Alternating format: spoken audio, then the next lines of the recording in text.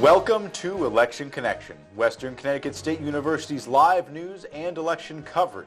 I'm Jacob Schultz. This is Election Connection's 12th year, and we are here tonight until midnight with news and issues important to Connecticut. And I'm Alec Riasic. Tonight we're covering national as well as state races, including those races in Fairfield County. Let's go to the board with Jake Nicolari. Jake, make us smarter. Thank you, Alec. Thank you, Jacob. Tonight, right now, we're going to go back to CT races and take another look at the races here in Connecticut. I just want to start off first by talking about the ballot measures. Currently, is it a 54% yes vote? And this is in trend with the rest of the ballot measure votes that Connecticut has had in the past. Now, moving on, we're going to look at the CT governor's race. First, we have Ned Lamont, our incumbent, and he is currently leading Bob Stefanowski by slightly less than 20,000 votes. This is similarly projected to what was projected, but will definitely be worth keeping up with later in the night. Next, we have our guaranteed race. We're just, adding our numbers, confirming that Richard Blumenthal has won, but AP has already called this race. Next, we're looking at the 5th Congressional District. This is once again that really important race in Connecticut where Johanna Hayes is only slightly leading George Logan right now. Before I came in here, George Logan was actually leading, which proves that this race is just as close as they predicted.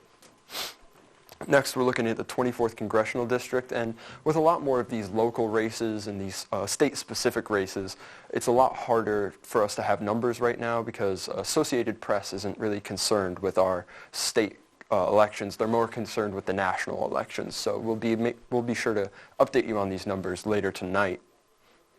And the same thing with the 26th Congressional District of Connecticut. We have C.C. Moore and Tony Boucher. Once again, these two candidates are going to be close, and we'll see what happens.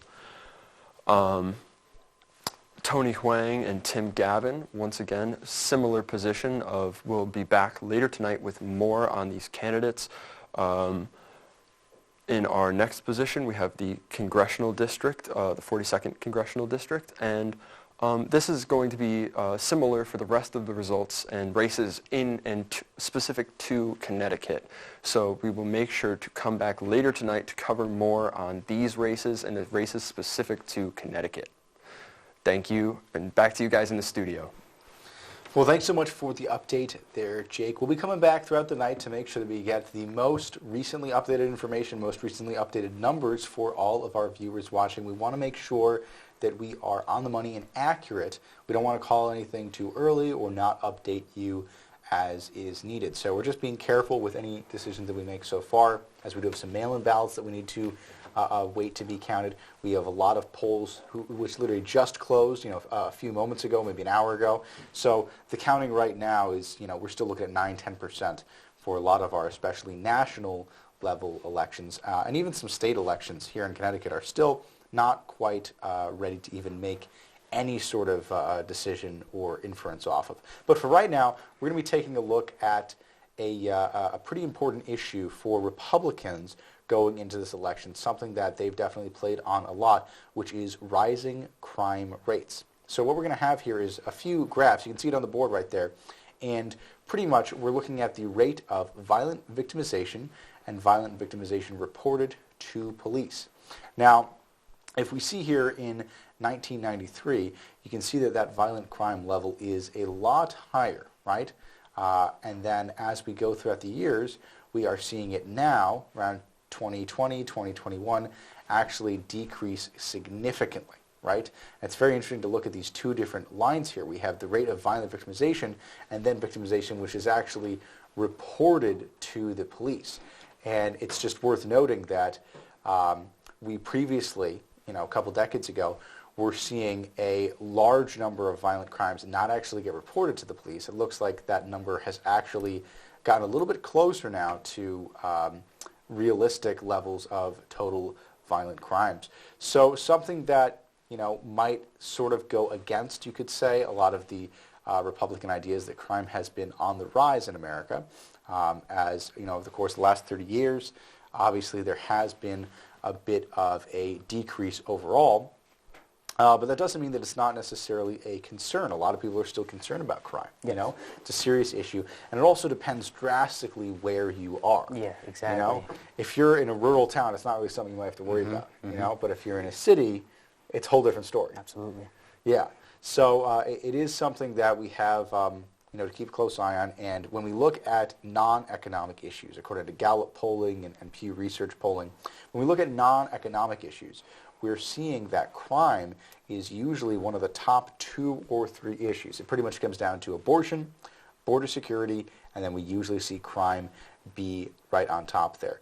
Now, one of the issues that comes into focus a little bit when looking at crime is gun violence and gun control, gun rights, how to grapple with all of the different politics and sort of policies that are being discussed in Washington as they relate to gun ownership in America. Gun ownership is something that Americans have really used to define their identity for a long time. I know, yes. And now it is now the leading cause in teen deaths, gun violence and gang violence and stuff like that, over car accidents.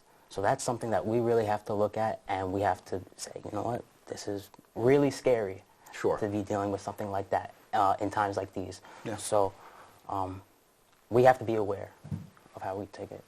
Absolutely. Yeah, and especially here in Connecticut, unfortunately, gun violence is something that we all think about probably every single year on the anniversary of the Sandy Hook shooting. You know, obviously a terrible tragedy, and it is something that really does beg the question of what should be done here. Yeah. Right? Yeah. So we're going to take after all these years later. No, it's all right. It's all right. We'll get to the discussion in just a moment. But for right now, we're going to take a look at a brief story here about gun violence from Moms Demand Action. So let's hear what they have to say. So why is this election important to dealing with gun violence? Well, every election is important to dealing with gun violence, from the local municipal elections to city elections to state elections to federal elections. Every single election is an opportunity to strengthen support for common sense gun legislation. So this particular one is resonant for us because right after Sandy Hook, gun control or gun violence prevention we couldn't even talk about it. Nobody would touch the topic for any platform. But now we have advanced to the point 10 years later that it is actually a winning platform for candidates. And they want to go on record saying that they will support stronger gun laws to keep our communities safe.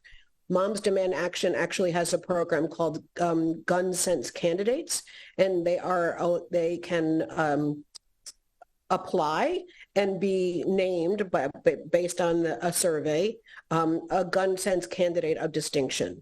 And that is a signal to the 8 million Moms Demand Action supporters across the country that these are the candidates that they should be voting for. We are nonpartisan. You can be a Republican or a Democrat or independent and get the gun sense candidate distinction. So what we really are working towards is safer communities, keeping our children and our places of worship and our malls and our movie theaters and our schools safe. Now, this has been a contentious and partisan year, and education has become a hot topic for many voters. So we caught up with WCSU's president, Dr. Paul Barron, and Governor Ned Lamont, Bob Stefanowski, to take a look on basically what the future looks like for education in Connecticut. Here we have a special interview with interim president of Western Connecticut State University, President Barron. Thanks so much for joining us. We're really, really happy to have you here. I'm definitely excited. So thank you. Well, it's a pleasure to be here. Is school for everyone? Is university, high school, anything like that? Should that be the kind of thing that students are impassioned about right now? Do you think that it fits everyone's sort of goals and paths in life? Well, I'm going to say that learning is for everyone. Sure. Now, how that happens can vary in a whole variety of different ways.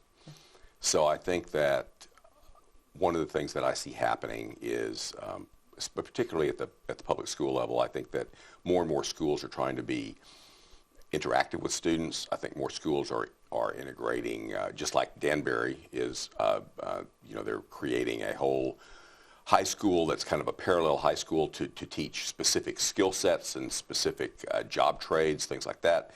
So it's all about learning.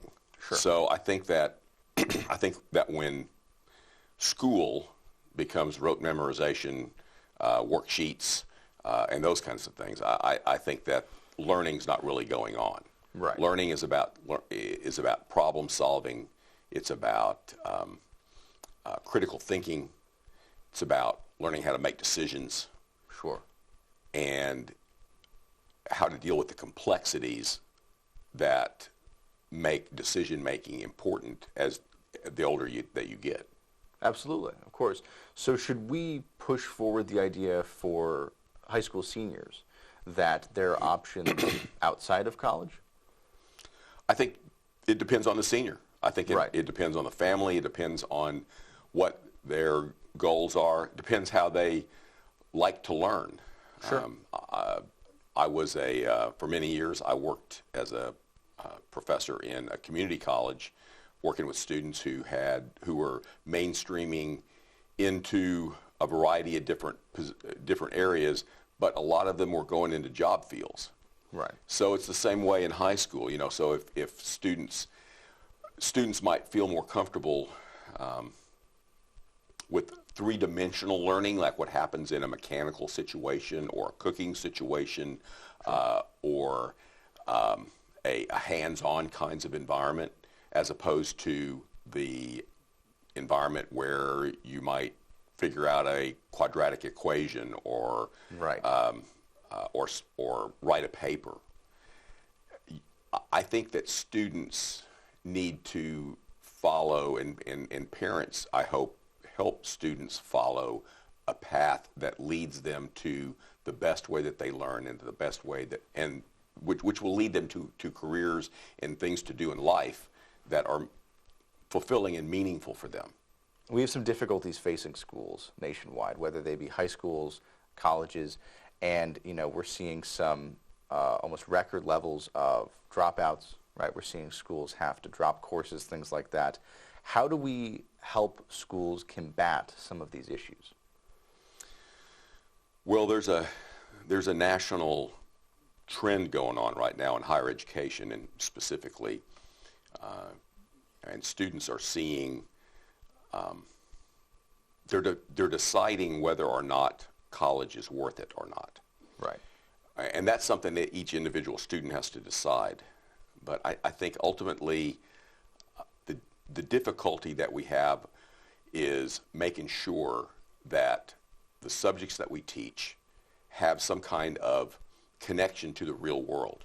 Sure. And I'm not talking about coming to college just to learn a job skill like plumbing or being an electrician or something like that. I'm talking about a job skill that might have to do with communication or mathematical ability or Right. or finding logical pathways of thinking. All those things are job skill related. And I think that sometimes we don't do as good of a job as we need to in connecting the academic subjects to why they're useful and why you need them. Some students are just in a mode of inquiry. Right. And they just want to know, and they love to read, and they love to, they are really students in a pure sense. Sure. They're just after knowledge, and I think that's a beautiful thing. But many students need a connection to, why do I need this? What am I going to do with this? How am I going to use this? And I think sometimes we tend to ignore the fact that we need to have some answers for that.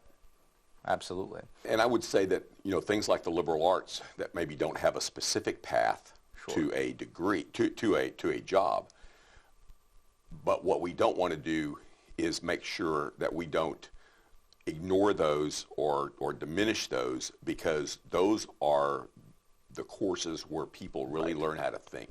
Sure. And they really learn how to solve problems, which is applicable to any workplace situation. Absolutely. Having 2 English degrees, I can assure you that I use Yeah. those thinking skills all the time. And I think that that's something that students can look forward to. So thanks so much for joining us here, Dr. Barron. We are really honored to have you. It's been a great conversation, and we'd love to have you back sometime for a longer interview, all right? I'd love to do that. Thank you for asking me. Of course. Thanks for joining us.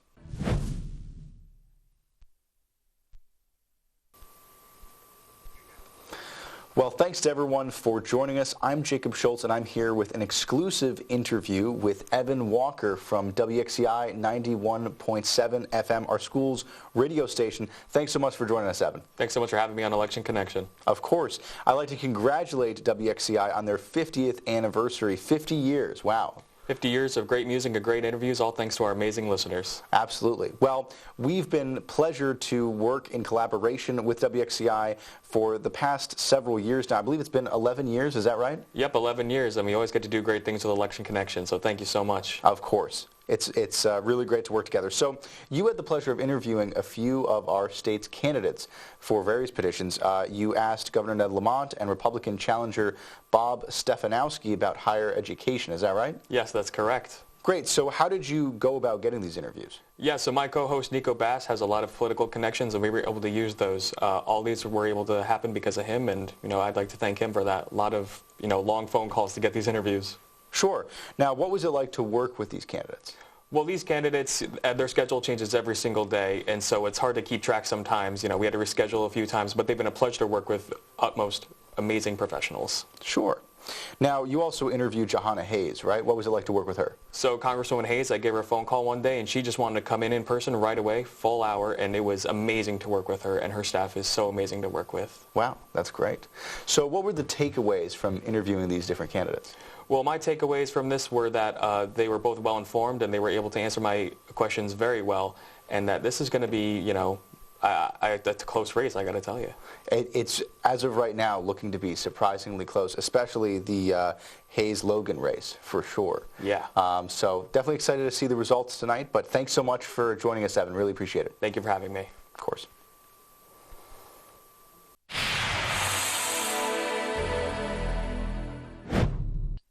Would you support increased funding for higher education because some of our CSUs are struggling financially?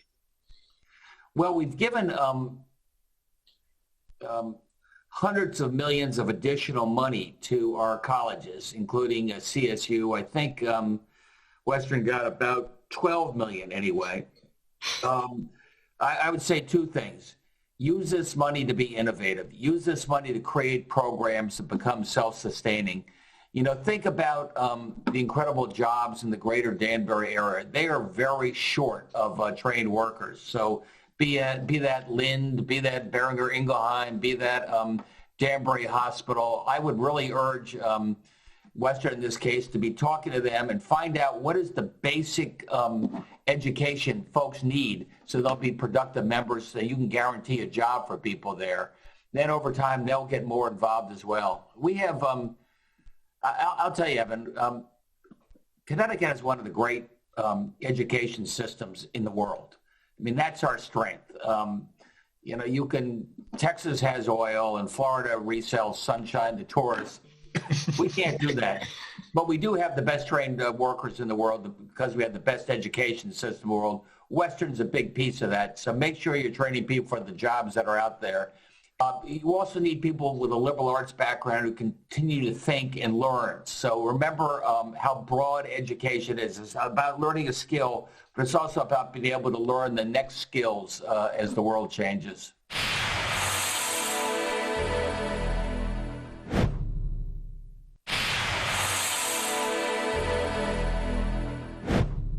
How do you plan on supporting current public schools and future ones in Connecticut? So I'm a product of the public schools. I graduated from North Haven High School. I think we need to certainly invest in our schools. I believe that education funding should follow the child and let the parents make the decision that's best for their kids. That does not mean abandoning the city schools. We need to make sure that they're resourced for people that want to stay. But I'm a big believer in charter schools, magnet schools, technical schools. There's a lot we can do You may have seen the data that New Haven, the proficiency level in math right now is 20%. COVID really set us back in terms of kids' education, and I think we need to use some of the massive surplus we have, this $6 billion surplus. I think we need to form some programs to catch kids up, after-school programs, parental adult education programs at night, and there's a lot we can do, and I look forward to getting into office to do it. Thank you so much, Mr. Stefanowski. Well, now let's go to an update from our field reporter, Ryan, to hear from him about how things are looking. So, Ryan, how's everything going out there?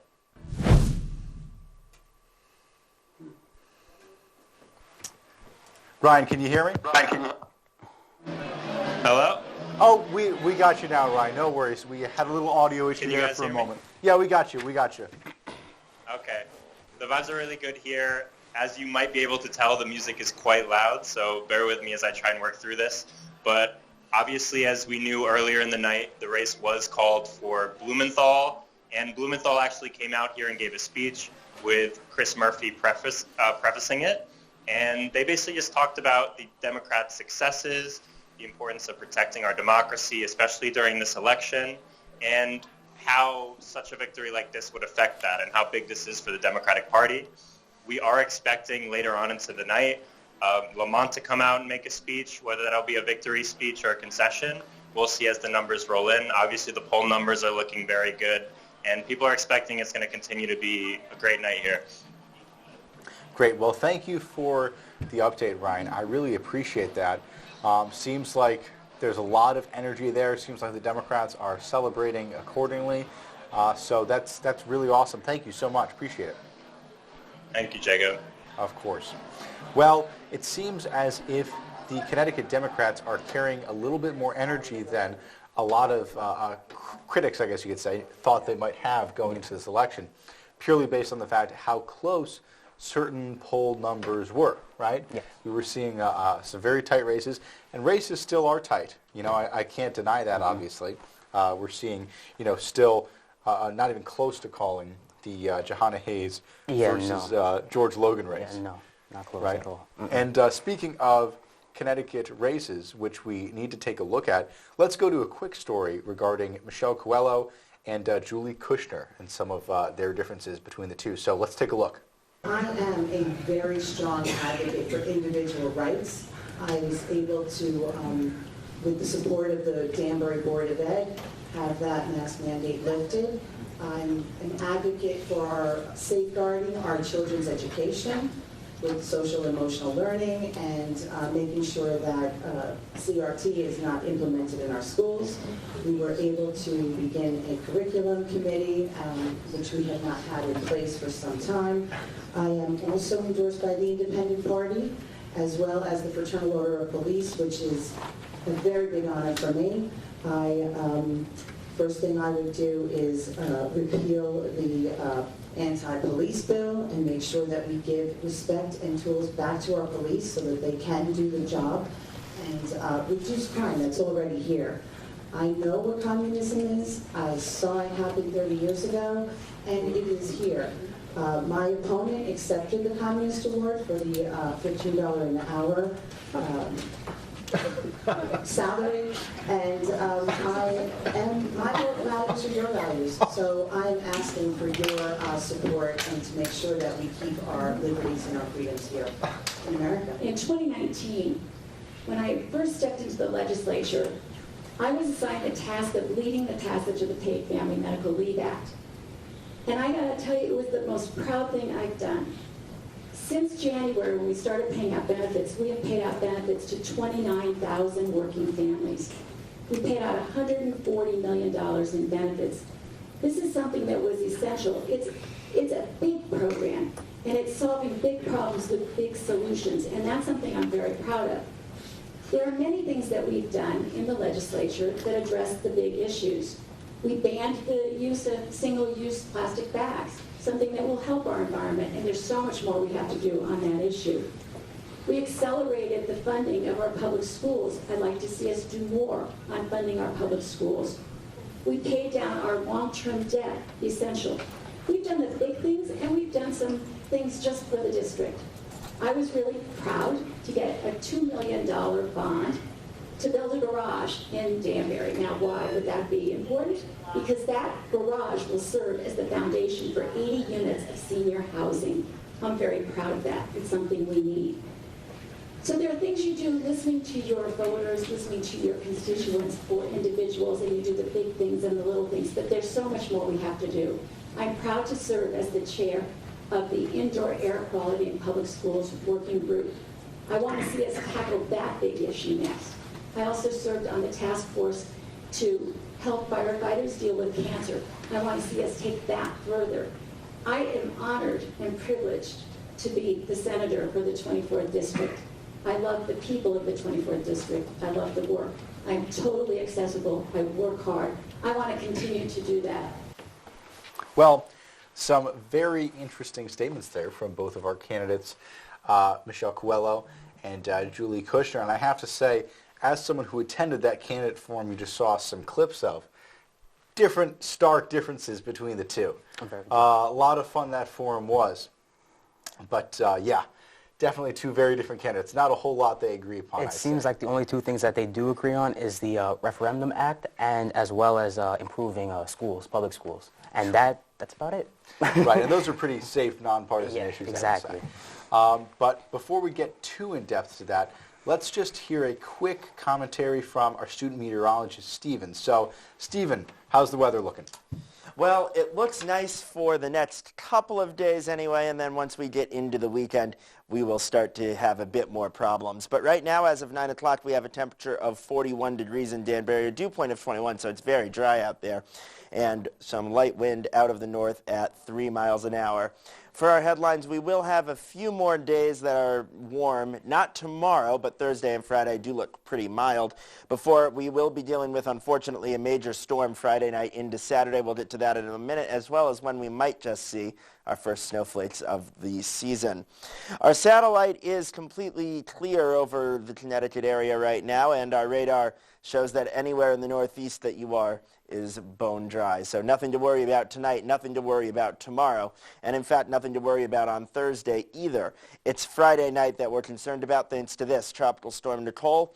It's going to be moving off to the west. It will hit Florida on Thursday as a Category 1 hurricane and then move off towards the north and eventually pass either just west of or even directly over the Danbury area in the overnight hours of Friday night into Saturday. Now, it won't be a tropical storm at that point officially, but the conditions that we could be dealing with Friday night, in fact, will look and feel pretty similar to what we would expect from a tropical type system. So what can we expect? Well, 1 to 4 inches of rain are possible Friday night into Saturday morning, along with wind gusts up to 50, maybe a little bit higher than that, especially on the shoreline. And yeah, there could be a bit a scattered tree and power issues, but I think that we're fortunate in the sense that this is coming in November when we don't really have those leaves on the trees anymore. If this was a month ago, I'd be a lot more concerned about power outages, but we should dodge the worst of it thanks to that. So our forecast for tonight, we're going with a low of 25 degrees. It'll be mostly clear. The winds will be light, which means that we will be dealing with a hard freeze. So certainly if you have any plants out there tonight, you absolutely must cover them up if you want them to survive. And then Wednesday, tomorrow, 54 degrees, sunny, and seasonably cool out there. It'll feel a lot colder than that, though, just because, well, it's been so warm out recently. And that's a trend that will continue, in fact, on to Thursday as the mild air returns and temperatures go back into the mid-60s. Unfortunately, though, by Friday, yes, it's warm, but by Friday afternoon, that rain moves in association with Nicole, and we can expect heavy rain and strong wind late Friday afternoon into Saturday morning. We dry things out by the afternoon. It stays dry for about 24 hours, and then a new system arrives Sunday afternoon with some showers and potentially at the very tail end a few snowflakes mixed in, especially across the higher elevations of Litchfield County on Sunday night. So just a chance that we see our first flakes of the season in the not terribly distant future, Jake and Alec. Well, thanks so much for the update there, Stephen. I really do appreciate it. It's always good to know what's going on weather-wise. And it's good to take a brief break from all the political discussion to sort of see what's going on around us. But we've got a quick package here, quick story for you for pretty much going over a campaign ad ran by Florida Governor Ron DeSantis. So let's take a look at that. This has been polarizing to many people. It's quite interesting. Let's see it. And on the 8th day, God looked down on his planned paradise and said, I need a protector. So God made a fighter. God said, I need somebody willing to get up before dawn, kiss his family goodbye, travel thousands of miles for no other reason than to serve the people, to save their jobs, their livelihoods, their liberty, their happiness. So God made a fighter. God said, I need someone to be strong, advocate truth in the midst of hysteria, someone who challenges conventional wisdom and isn't afraid to defend what he knows to be right and just. So God made a fighter. God said, I need somebody who will take the arrows, stand firm in the wake of unrelenting attacks, look a mother in the eyes and tell her that her child will be in school. She can keep her job, go to church, eat dinner with friends, and hold the hand of an aging parent taking their breath for the last time. So God made a fighter.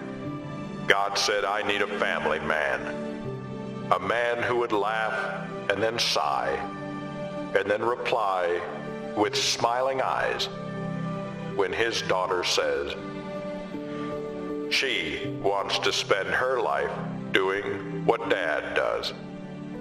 So God made a fighter.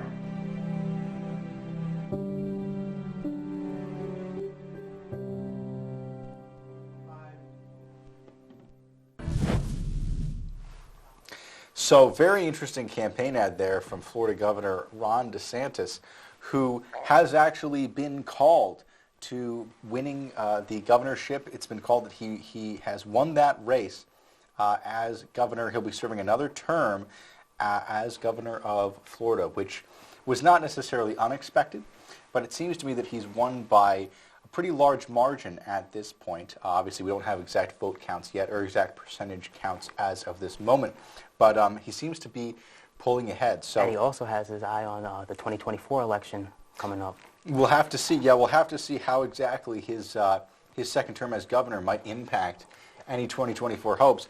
But he seems to me like the likely candidate, likely choice for the Republican Party if they choose to take an even further step away from former President Trump, which might be the case. There's a lot of Republicans who really seem to want to shift away from Trump and try something a little bit different. Yes, yes. This is also a candidate who has supported school choice and as well as school vouchers and public funding.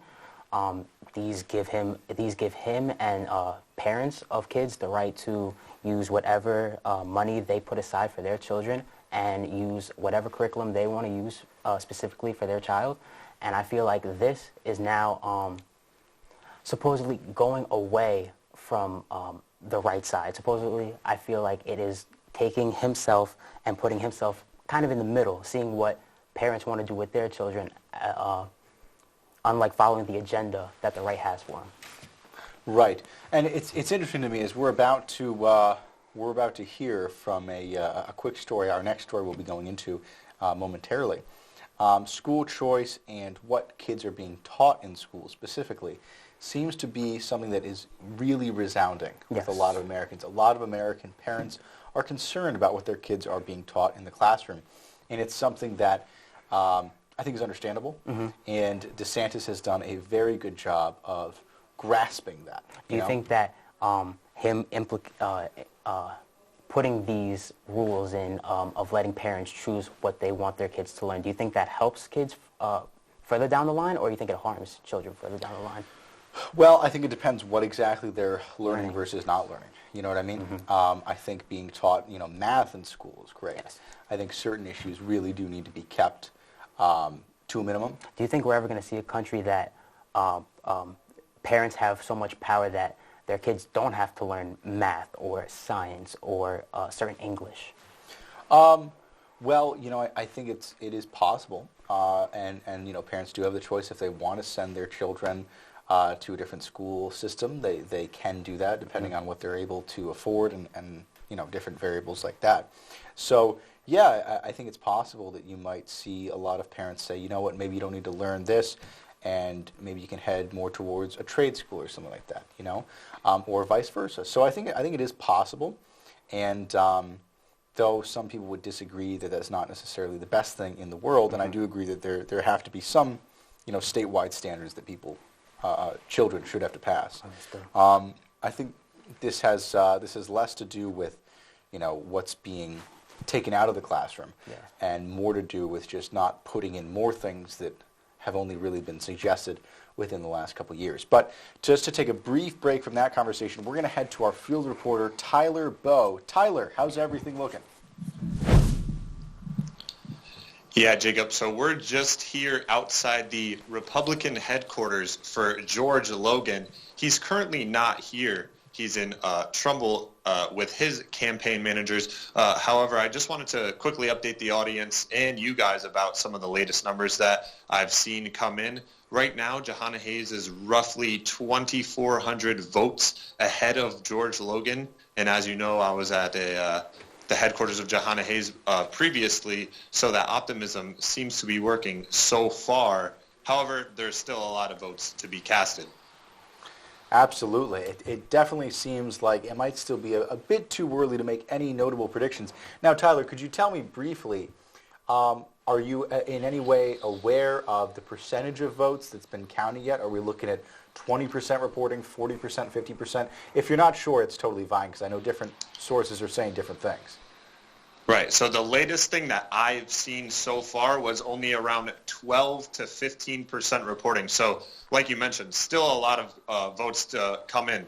So way too early to call. Sure. Well, we got a lot of votes coming in, and a lot of different things that are going to be very close. We did see pretty much all polls predicting that the Logan v. Hayes race was going to be incredibly close. We're talking margins less than even a whole percentage point. Yeah. So it's going to be a close one. It's going to be very cool to see how it ends up. But yeah, thank you for the information, Tyler, and we'll come back to you later throughout the evening. Thank you. All right, I'll keep you updated. Thank you, Jacob. Of course. Well, we're seeing Hayes perhaps pull ahead in her election, though I have to say it is too early to count. And 2,400 votes is not that much. It's not too much. Not a large margin. Yes. No, not at all. And it is something that I think the Democrats are going to have to be going ahead. They're going to have to be aware of this, because Hayes is a candidate. She's the incumbent. She's been doing this for a while. You would think that in a Democratic stronghold like Connecticut, she would really not have any problems. Yeah. But George Logan, with some of his unique policy prescriptions, being a little bit more relaxed on things like abortions than the traditional Republican view, I think he's actually successfully, well, we'll have to see how successfully, but some of the predictions going into this election were showing that he may have successfully brought some moderates to the Republican ballot, which is not easy to do. No. So interesting strategy, and honestly one that I think you'll probably see the Republican Party be split a little bit more on moving into the next couple of years here. We'll probably see some Republicans really go heavy after Trump, right? They want 2016 back, right? That's and then you're going to see the other side of them say, you know what, we want something different. As you have your election deniers who really want that back, yes. Yes, for sure. And speaking of something that has been polarizing Americans recently and really pushed us further away from one another was obviously the COVID-19 pandemic, right? We had a lot of different opinions regarding that. Vaccination, different measures. And during that time period, something that a lot of Americans took solace in was cryptocurrency and NFTs and things of that nature, because a lot of people were losing their jobs, right? A lot of people were struggling financially. And now we're kind of seeing the fallout from that. So we're going to take a look now at cryptocurrency, NFTs, and dive a little bit into that story. So let's take a look.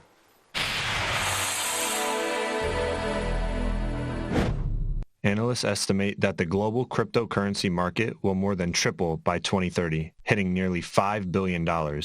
You may have already heard of currencies such as Bitcoin, Dogecoin, and Ethereum. But what is crypto? A cryptocurrency is a digital or virtual currency that is secured by cryptography, which makes it nearly impossible to counterfeit or double spend. This market has been an attractive area of investment for the younger generation.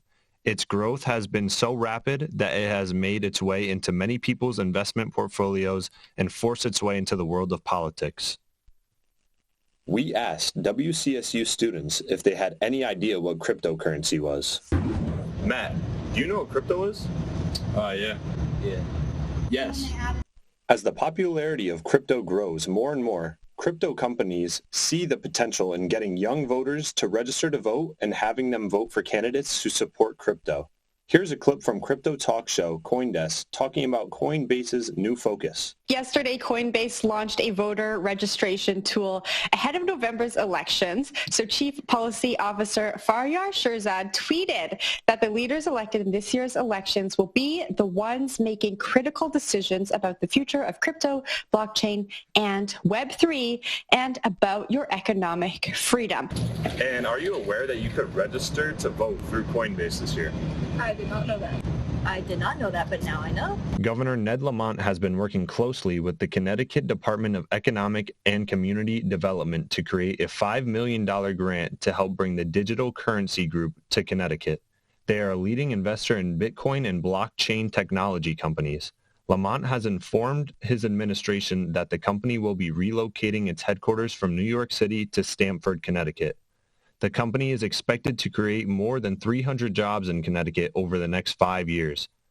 Governor Lamont was quoted in saying, "Digital Currency Group's decision to relocate their headquarters here is the latest example of how Connecticut is the ideal location for leading-edge companies that are focused on business growth."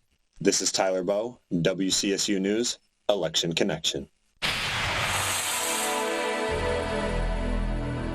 You're watching Election Connection, Western Connecticut State University's live news and election coverage. We're discussing national and state races, including those races in Fairfield County.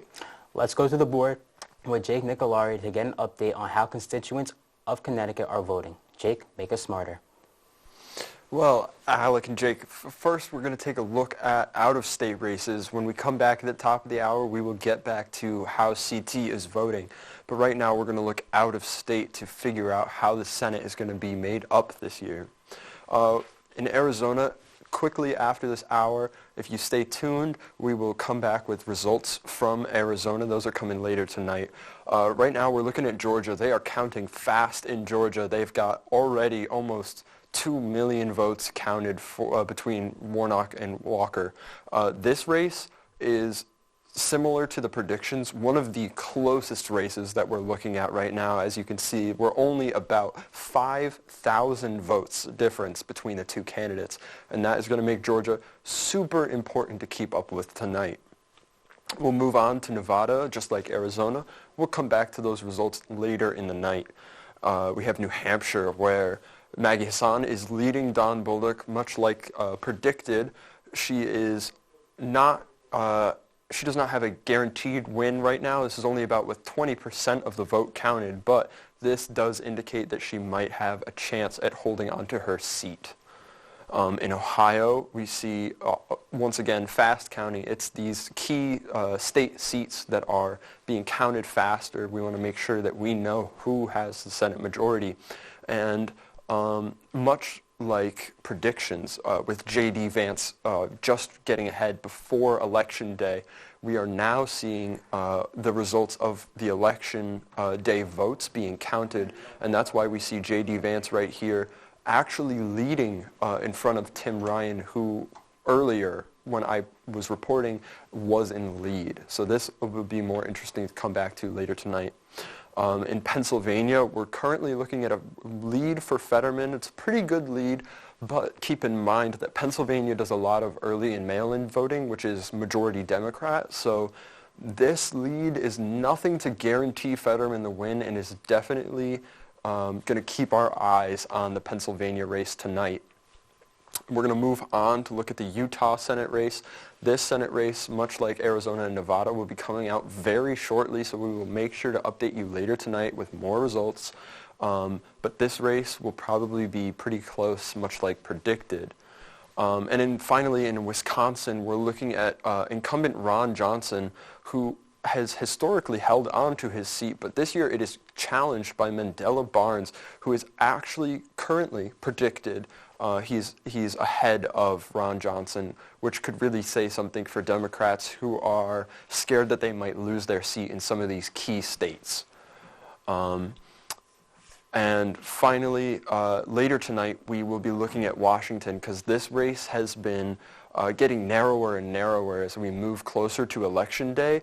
So this race later tonight might become very important, much like these other races.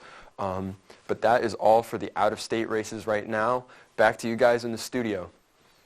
Well, thank you so much for the update there, Jake. Really do appreciate it. And it's interesting to see how a lot of these races are, as more numbers come in, we're seeing the gap close a little bit. And that's probably a trend that we're going to see happen throughout the evening, especially in states like Pennsylvania, where initially there was a huge gap between the two. Now, Jake, I'm at a loss for words. See, Herschel Walker, running for Georgia, running for senator, I don't know how this man is so close in the numbers, man. I don't understand. He faked being an FBI agent. He claimed that he was a part of all these various food chains and that he owned that he didn't. He said that he was a sheriff in one of the counties that he used to live in. And they're all not true. And yet he's tied, basically. He is definitely very close in the polls, which I think is surprising for a lot of people. So, yeah, well, we'll have to see what happens in Georgia. I think due to Herschel Walker being African-American, I think that draws some voters to his side that might traditionally vote Democrat. And I think that's part of why we're seeing this surprise closeness between the two candidates. Do you think that the fact that he is not Hall of Famer, but close to Hall of Fame running back, do you think that helps voters, that makes them get a little bit jumpy and giddy on, hey, I want to vote for this guy? Yeah, absolutely. I would say it definitely makes his name more recognizable on the ballot. Yeah, definitely think that helps at all. But so right now we're going to head to our field reporter, Jimmy. We're going to be hearing some updates from him. Jimmy, how's everything looking? Yeah, Jacob. So I just had a chance to talk with the people over in the Democratic headquarters in Danbury, and the vibe in there is still very tense. I mean, votes are still coming in, and we had a chance to talk to a few people, no politicians, but just some supporters, and they were all seeming very tense, very tense. They're not too sure how the night is going to turn out. It was very warm in there. It's cold out here. They had tapas in there. They were eating. They were still having a good time, but the energy is still very mute. No excitement per se, but a lot of stale faces and some optimism for sure. Interesting. Well, hearing that there's optimism is definitely good from a Democratic perspective. Now, what I have to ask is, obviously, when we compare, these two candidates here, there's a lot of contention between the two, Jimmy. Do you think that maybe the Democrats are a little bit worried that the Republicans might pull ahead ever so slightly? Obviously, it's going to be close, but do you get the sense that maybe they're a little anxious, they're a little concerned, or does it seem like they're confident, we got this, it's in the bag? I think that there definitely is some confidence for Kushner's camp. Maybe the other camps across the state, there's a little bit of wariness, but for Kushner in her 24th Senate district that I've been reporting on all day, there seems to be quite a bit of confidence there. There was also at the headquarters, they had mentioned to me that there was a slight technical issue with one of the ballots at one of the wards at one of the high schools, I believe, one of the schools, middle school, high school, I'm not too sure, but it was having trouble counting the early votes. So that was also putting a little bit of a stalemate on votes that are coming in, and it seems that they're going to be coming in slow tonight for this district. Well, I have to say that's a bit concerning that we're seeing voting machines having errors like this, because this is not the first time that we've heard of this tonight. We've heard that in certain areas in Arizona and Pennsylvania that they also are having trouble with the voting machines. So I really do hope that they can get everything figured out, count every single vote properly, and move forward and give us some concise numbers, because I think we're all waiting for it, right? Of course, and they're all waiting for it too. And they're really excited. They want to celebrate. There's a lot of tension, like I mentioned. They're just waiting to burst out and be excited about their candidates. Sure, I can imagine. I don't blame them. Well, thanks so much, Jimmy, for the update. Really appreciate it, and we'll come back to you a bit later. All right? Thank you, Jacob. Of course. Well, so interesting to see that the Democrats are sitting on the edge of their seat a little bit there. Yeah. Anxiously waiting for an announcement, hoping, understandably so, that their candidates will come out on top. Though I will say that Julie Kushner does seem to be pulling ahead a little bit when compared to Michelle Coelho as the incumbent, and she has been obviously doing a lot for Connecticut. Yes, she has. And for her district. I would say that the polling numbers we saw prior to the election were probably correct in terms of the voting split that we ended up seeing. But obviously, we'll have to be aware of that because voting machines going on and offline is a bit of a... Especially so close to home. Yeah, it's bit of a problem. But so we're going to be hearing briefly from our student meteorologist, Stephen, who will give us a quick update on the weather. How you doing, Stephen? I'm doing well, and actually I was just getting a look at some new data regarding Tropical Storm Nicole, and the trend seems to be for it to move a little bit further to the west. I'll talk about what that could mean in just a bit. But first, let's get a look at the current conditions. As of 9 o'clock, we have a temperature of 41 degrees, 21-degree dew point, 45% humidity, so it is dry out there, and very light winds out of the north. And as you just saw, my headlines, a few more days of warmth, and then, we do have to deal with Nicole Friday night into Saturday. And then, maybe the chance of a few snowflakes Sunday night into Monday, and we'll look at that in just a moment. First, though, I'll show you the current conditions in terms of satellite and radar. Here's our satellite, and, well, this will be real quick. Nothing there. Nothing here. No rain or clouds pretty much anywhere in the Northeast. So a very clear night tonight, and that's going to let it get quite cold as well.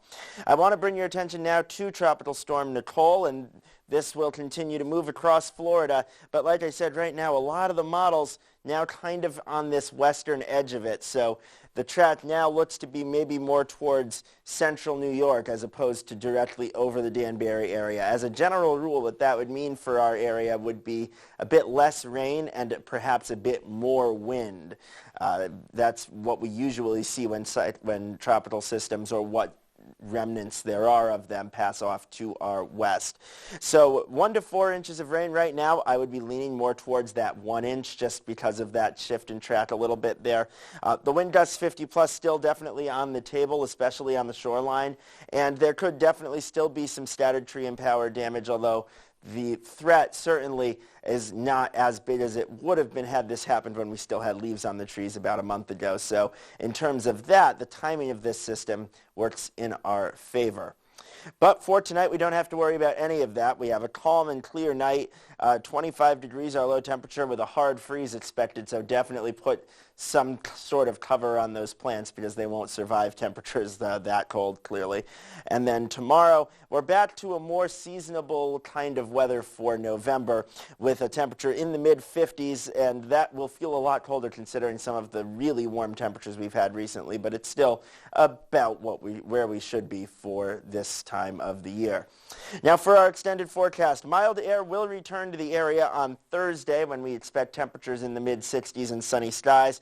Friday starts out all right, but then in the afternoon it's warm as well. But then in the afternoon, what's left of Tropical Storm Nicole will move off to our west, and that will introduce the threat of some heavy rain and strong wind. So Friday night, if you have plans, it's really not looking too good right now. The good news is that we do dry things out by Saturday afternoon.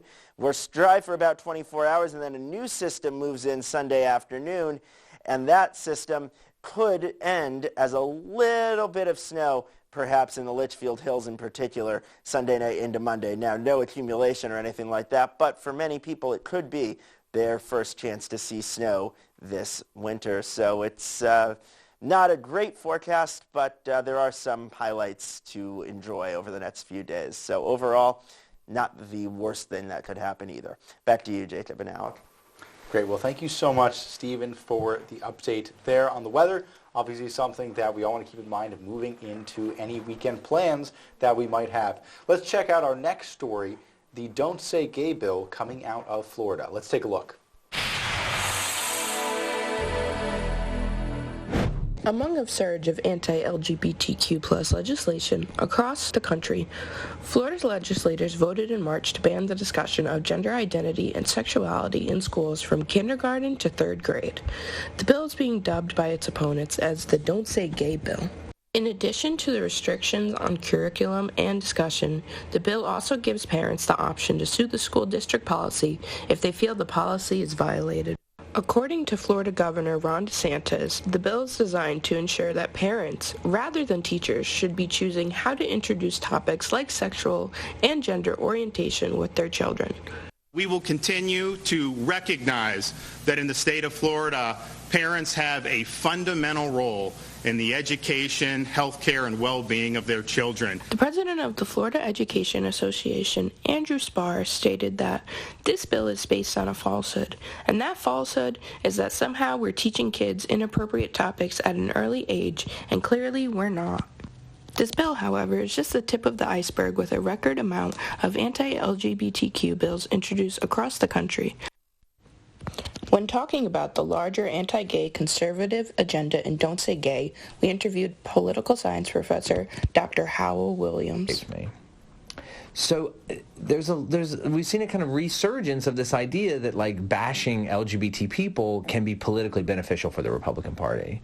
And so when I think of the Don't Say Gay stuff coming out of Florida, it seems to me part of a larger political project to redeploy culture war issues as a way to energize their base. According to activists, by restricting the expression and discussion of gender and sexual orientation creates more hostile and less accepting environments for LGBTQ youth.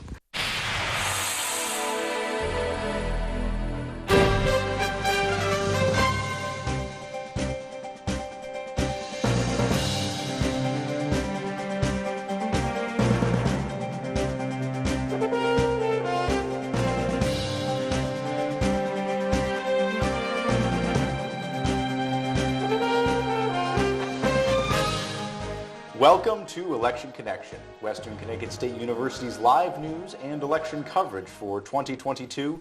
I'm Jacob Schultz. This is Election Connection's 12th year, and we are here tonight until midnight with news and issues important to Connecticut. And I'm Alec Riasic. Tonight we're covering national as well as state races. Let's go to the board with Jake Nicolari for an update. Jake, make us smarter. Thank you, Alec. Thank you, Jacob. Right now, we're going to be looking at races in Connecticut. We're going to be looking at the state, the House. We're going to look at ballot measures. Ballot measures this year are for early voting, and currently is at about 60% yes, 40% no, which is a pretty good indication that we will get a caucus on early voting later into early next year. The first race that we're going to look at in Connecticut is the governor's race. This still has not been decided, but Ned Lamont is leading Bob Stefanowski by about 30,000 votes. This is a good lead for him, but Connecticut, like we have talked about previously, is kind of slow in their counting this year. So we'll keep up with this race later into the night. Our next race is going to be the Senate race, which we talked about was already decided for Richard Blumenthal, the winner. But we're just continuing to get some of those numbers, and we want to update you. So we've got about 157,000 votes for Richard Blumenthal and about 124 for Leora Levy. But this is still, guaranteed for Richard Blumenthal. Next, we're looking at the 5th Congressional District. This district is so close and has been teetering between Logan and Hayes. Currently, Hayes is ahead by about 2,000 votes. This race will be super important to decide if a Republican is actually going to be holding office in the U.S. House from Connecticut. It's for the first time in a while. And we're still missing some of these numbers for our local close races because, once again, the election counting for Connecticut has been slower tonight. One district we can count on for a slight result is the 26th Congressional District. Sorry about that.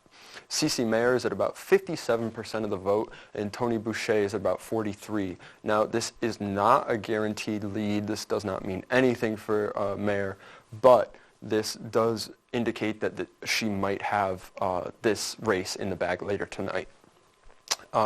Much like the 24th District, we're still waiting on results from the 28th District. And the same thing goes for the rest of the congressional districts in Connecticut. Next, we're going to look at the Attorney General race. Now, this race is a bit closer. We've got 96,000 votes for Tong and 76 for Cordes.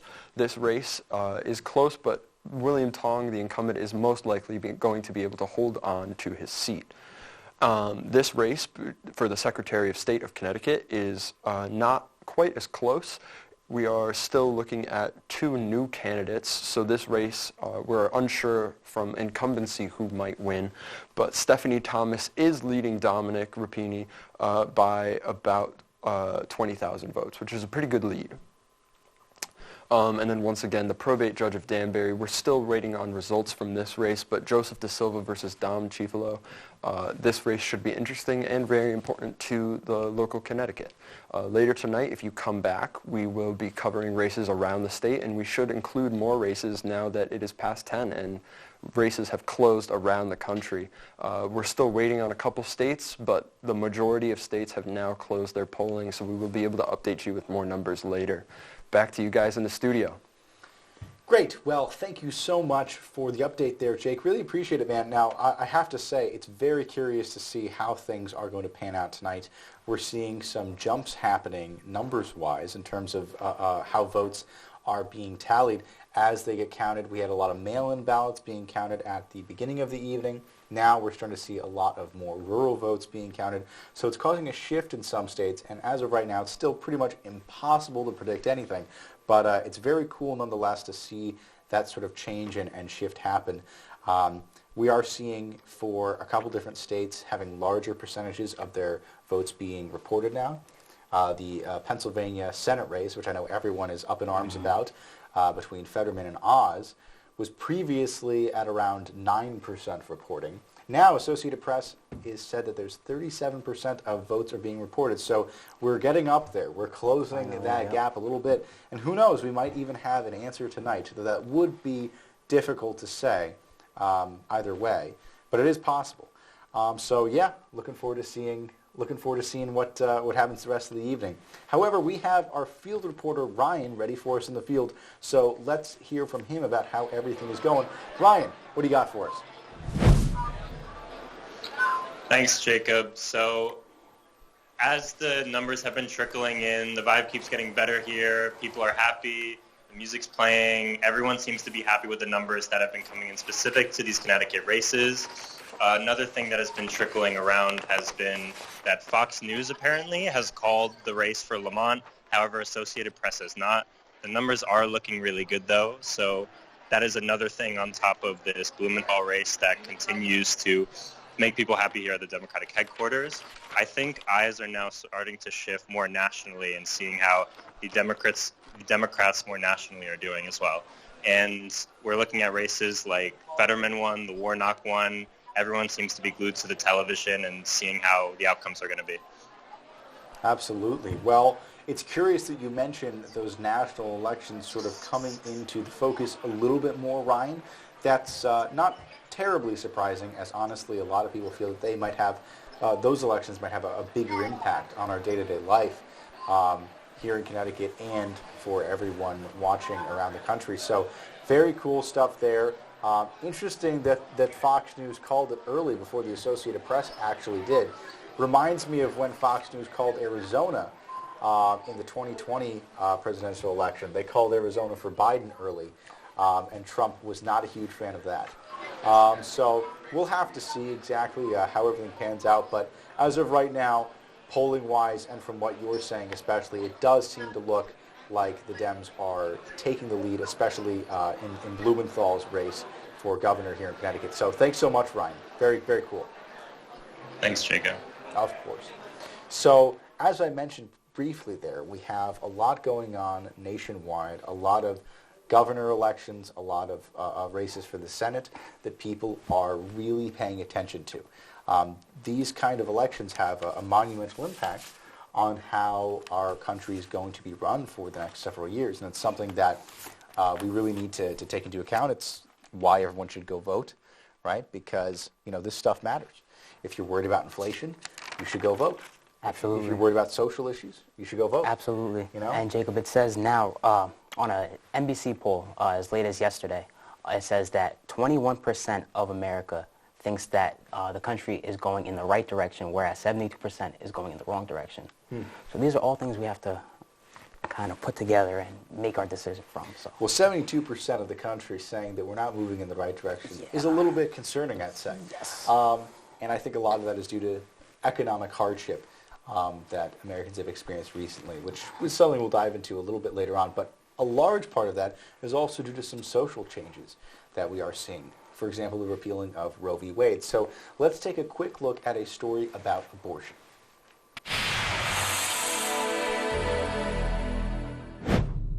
Abortion is supposed to be one of the safest and most common medical procedures, but the overturning of Roe v. Wade has restricted access to safe abortion services provided in Planned Parenthoods like this one, immediately putting millions of women at risk.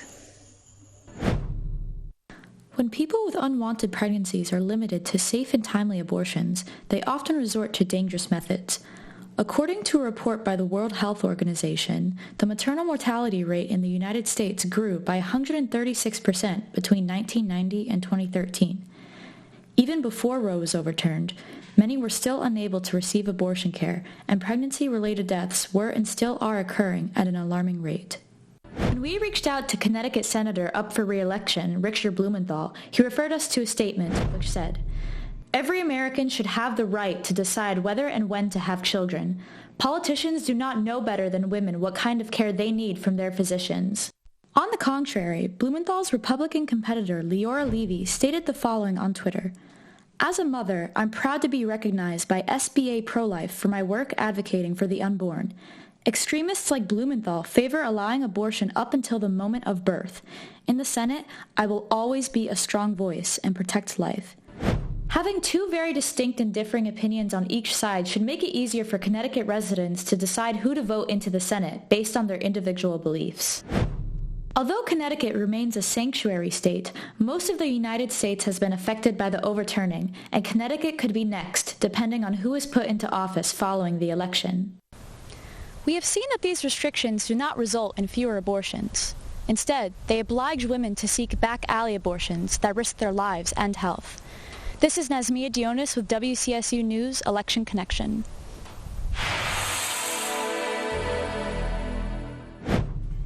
So as we can see there, abortion definitely coming to the forefront of the American political theater, if you will, once again, where it hasn't really been for a few decades after Roe v. Wade was originally passed. It's something that a lot of Americans are up in arms about. They feel as if their privacy is being invaded, given the Supreme Court's recent overturning of Roe v. Wade, which did not criminalize abortion or anything like that, but it did make it a state-by-state basis, which I think is important to understand. A lot of people get confused about what the repealing of Roe v. Wade means.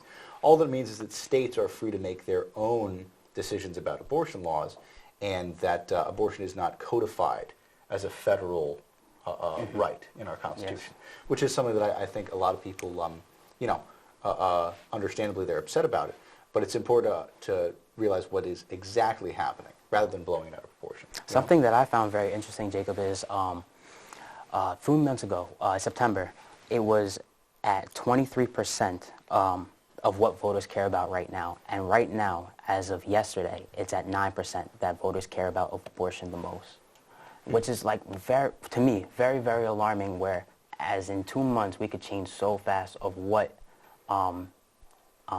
hits us the most and what we want to vote for the most. Well, this is what happens with any hot-button political issue, right? We see this happen with Black Lives Matter. We saw this happen with Ukraine and Russia, right? When something is in the news cycle, everyone cares about it, right? Everyone, suddenly they're passionate about it for about a week or two, and then everyone stops caring about it because something else comes up. And my apologies, that was from a CNN poll. I'm sorry about that. Oh, no, I think that's totally fine. So I think, that sort of shift in public opinion is not totally unprecedented. And we see this a lot of the time with social issues where they'll come and go, but at the end of the day, the economic issues really stay around, right? Because people largely are more concerned with how much their gas is costing and how much their food is costing versus things like Ukraine or abortion, right? Those are usually secondary when it comes to economic issues. Which is crazy. It sounds crazy. I know it sounds crazy. Sounds crazy, but it's not crazy. But the cost of living is the largest predictor of the way that Americans are going to vote. And it's because it's constant, right? It's a constant thing that you will notice, regardless of who you are or what you are. You know, abortion is something that women vote on, you know, either for or against it very strongly, right?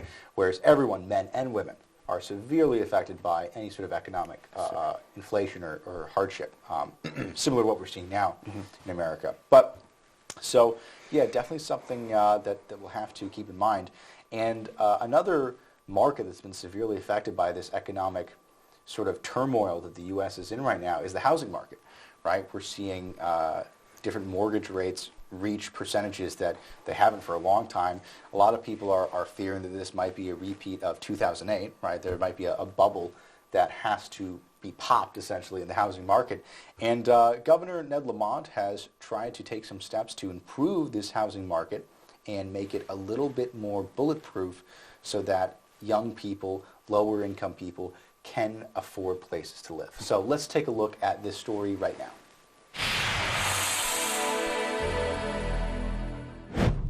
Governor, housing is the biggest expense for many families these days, and some find themselves unable to find proper housing at all. Does the state have resources available, and how do you plan on tackling this issue? Oh, yeah. No, we have put hundreds of millions of dollars for affordable housing, a big boost in it.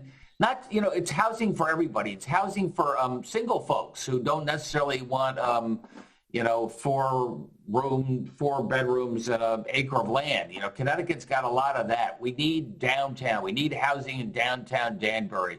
We need places for single people to live. I need places for retired folks so they can don't have to manage a single family house, but they can get some nice housing downtown. And that would free up a nice place for Nico when you become a journalist. And I'll tell you, a lot of people are hesitant. Look, I believe in local control. I think Danbury is going to be able to take the lead. I think most of our municipalities are taking the lead. I'm going to give them the financial incentives to do the right thing. And I'll tell you one last thing. Every single business I talk to, they ask me, will there be housing for our young employees? Because Connecticut doesn't have a reputation for vibrant cities and single family or single bedroom units downtown, studios. That's really a big priority for me.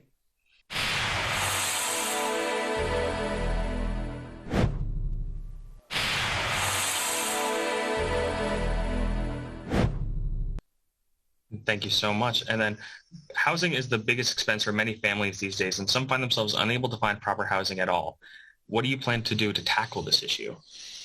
Well, it's a big issue, and I'm actually a product of affordable housing. I grew up in New Haven, and my dad wanted to go to better schools in North Haven, so we bought a $25,000 house with my three sisters and me, and it was a terrific experience. But, people shouldn't have to move out of the cities for affordable housing. People should be able to be mobile when they want to. I just think the current law 830G hasn't worked. It was put in place before the fall of the Berlin Wall. Most towns do not comply. I think we need to work together between the state and the towns to come up with a plan. It's not one size fits all. We need to protect people's largest asset by not putting skyscrapers next to them. On the other hand, we need to provide affordable housing for people who want to take advantage of that. And so I'm supportive of it. And I think that it's critical in Connecticut, but we need to find a different approach. We're calling for a repeal of 830G. We should sit down and start over and use a collaborative approach to figure this out. Thank you so much, Mr. Stefanowski. So very interesting positions there from Bob Stefanowski and current Connecticut Governor Ned Lamont about how to deal with the housing issue. Now, according to Connecticut Insider, between 2020 and 2022, the price of the average home in Connecticut has increased by $83,000, which is a crazy increase in 2 years. And it's something that we have to stop. If that continues, who knows where we'll be 2 or 3 years from now. And we have to do something to try and bring down costs of housing and general costs of living. So I am really glad to see that these two men are somewhat aware of that, at least trying to do something to sort of fight against that large increase that we're seeing in the housing market. But let's head now to our next field reporter of the night. Tyler is coming in with some new information for us on the Jahana Hayes versus George Logan race. Tyler, how's everything looking out there? Yeah, so very similar to before, Jacob. We're still just outside the Republican headquarters, and the numbers are still coming in. Obviously, it's still at around 15 to 20% reporting, but this is going to be a razor-thin race, Jacob, as it is about 53% to Jahana Hayes to 47% to George Logan at this moment. Wow, I see. So seems like things are definitely a close gap there. Now, do you think that as more votes come in over time and we start to see, more votes be counted from rural areas, we start to see, that all the mail-in ballots, all the early voting ballots are kind of counted ahead of time now, and now we're really counting those votes from today specifically.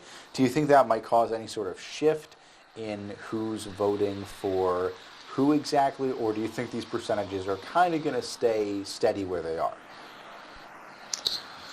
Well, between the times that I've been on camera, the one trend that I did see thus far was George Logan making around a 500 vote jump towards Jahana Hayes. So it's going to be very interesting to see during the course of these votes being counted, if that trend continues, if it starts pulling away towards Jahana Hayes' side. But that's the first trend that I've seen thus far in the early going.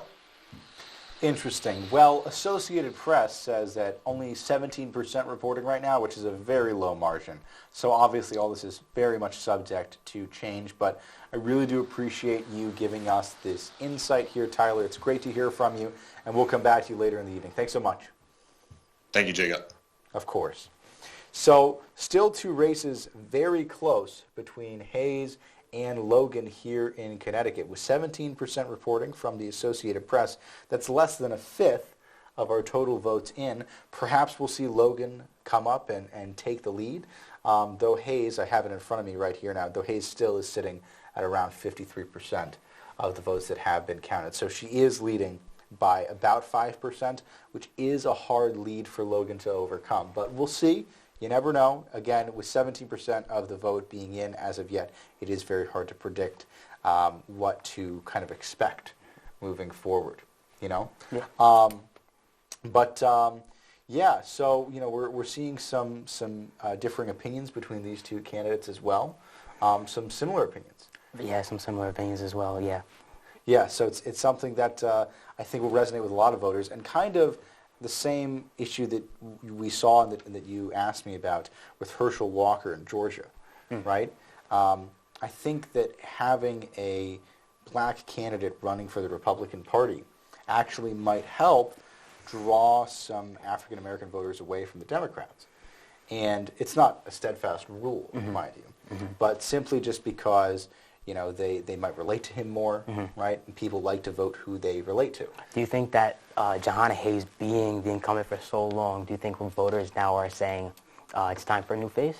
Well, I think that could be the other thing. I think I think the other large thing that's kind of swinging against Jahana Hayes here, some would argue that her experience is an advantage, and I think it seems that way at face value. But honestly, if people feel like she's been doing a bad job, they're going to want a different face in the office, regardless of political party. This is what a lot of people need to understand, that at a local level, at a state level, it's a lot less about political party, right? And it's a lot more about what has this person done, or what are they saying that they're going to do. Yeah, what can they do for me? Exactly. So very interesting race there, and one that we're going to keep coming back to, because it obviously relates quite a bit to Connecticut and where we are right now, Danbury, Connecticut, where WestCon is located. But for the moment, we're going to head into our next story of the night. Banning books. Is this a problem in American schools? Let's take a look.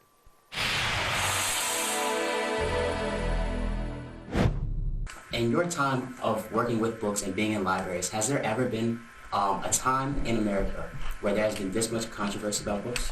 Recently, there has been there's been a significant uptick in book challenges. I want to be clear, though, before we go too much further, though, there is a difference between book challenges and book banning. So as we start to have our conversation, more books are being challenged. They're not necessarily being removed from libraries or banned, but it definitely has gone up a worrying amount.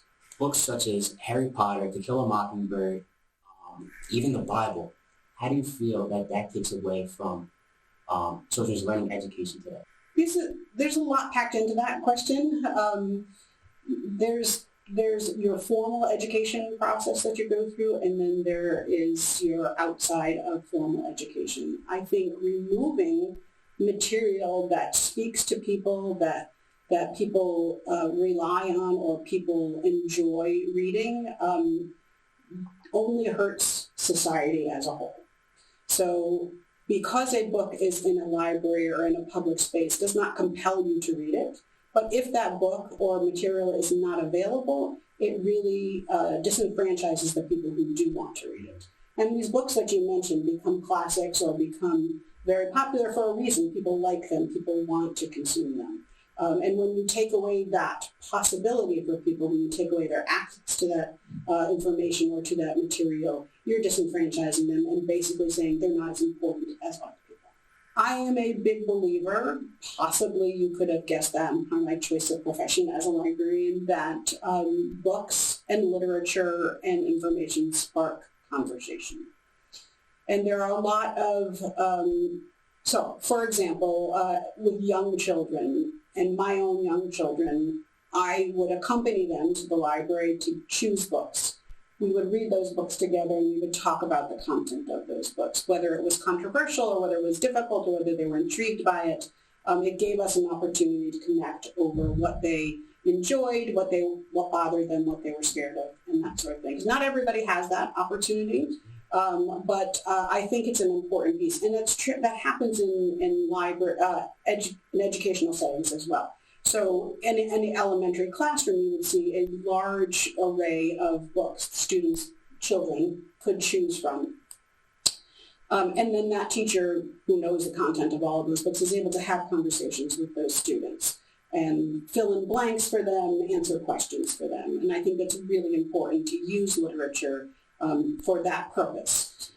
As students get older in the adolescence, and we've all been through adolescence and we know how difficult it can be, sometimes books can be really good friends. Mm-hmm. And so whether or not it's sparking a conversation with a parent or an educator, it's sparking or inspiring to an adolescent him or herself. So maybe they are dealing with something difficult in their own lives, and they don't feel that they can talk to an educator or a parent or a guardian, but we might be able to find some comfort in a book.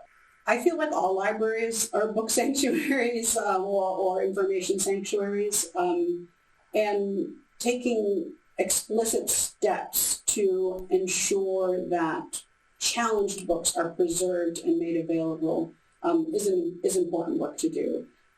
There is something called the Library Bill of Rights. It comes from an organization called the American Library Association, and it basically says all material is made for the people who want to consume it, and there should be no barriers to accessing and consuming that information if you want to. And it's a long statement, but that's sort of the gist of it. And even if that material is challenging, or some people's opinion of challenging, it should be made available to the people who need it or want it. So something that you find challenging, I might find inspiring or comforting or furthering my understanding of something. It's kind of like, what's a controversial food? I know that this. Peanuts. Cool. If you're allergic to peanuts, it doesn't mean I shouldn't be able to have peanuts, right? So you don't have to eat peanuts if you don't want to. So keeping those materials safe so that they don't end up unavailable is super important. What I think is different about this moment in book challenges have always happened. But I think the media attention on book challenges has made it attractive to people who would not necessarily have taken that step before. So exactly. So you have very small local challenges in libraries and schools, and it gets picked up by the national media, which inspires other people who may be of the same persuasion or may also feel the same way to do it in their local areas too. So I think that it really depends on the way society kind of moves, and whether or not this is going to get what I would characterize as worse, or whether or not some of this is going to subside as we learn more about our society and our neighbors. And I will just say also that in higher education, we don't have these kinds of issues in our libraries because we deal only with adults, almost 100%, right? We do have a small juvenile collection in our library for the pre-service teachers, but we don't deal with these kinds of things. So I'm not as well versed in some of this stuff. But there have definitely been concerns about academic libraries and materials they collect. But we are very, very dedicated to preserving people's ability to access the information they want or they need without judgment and without barriers.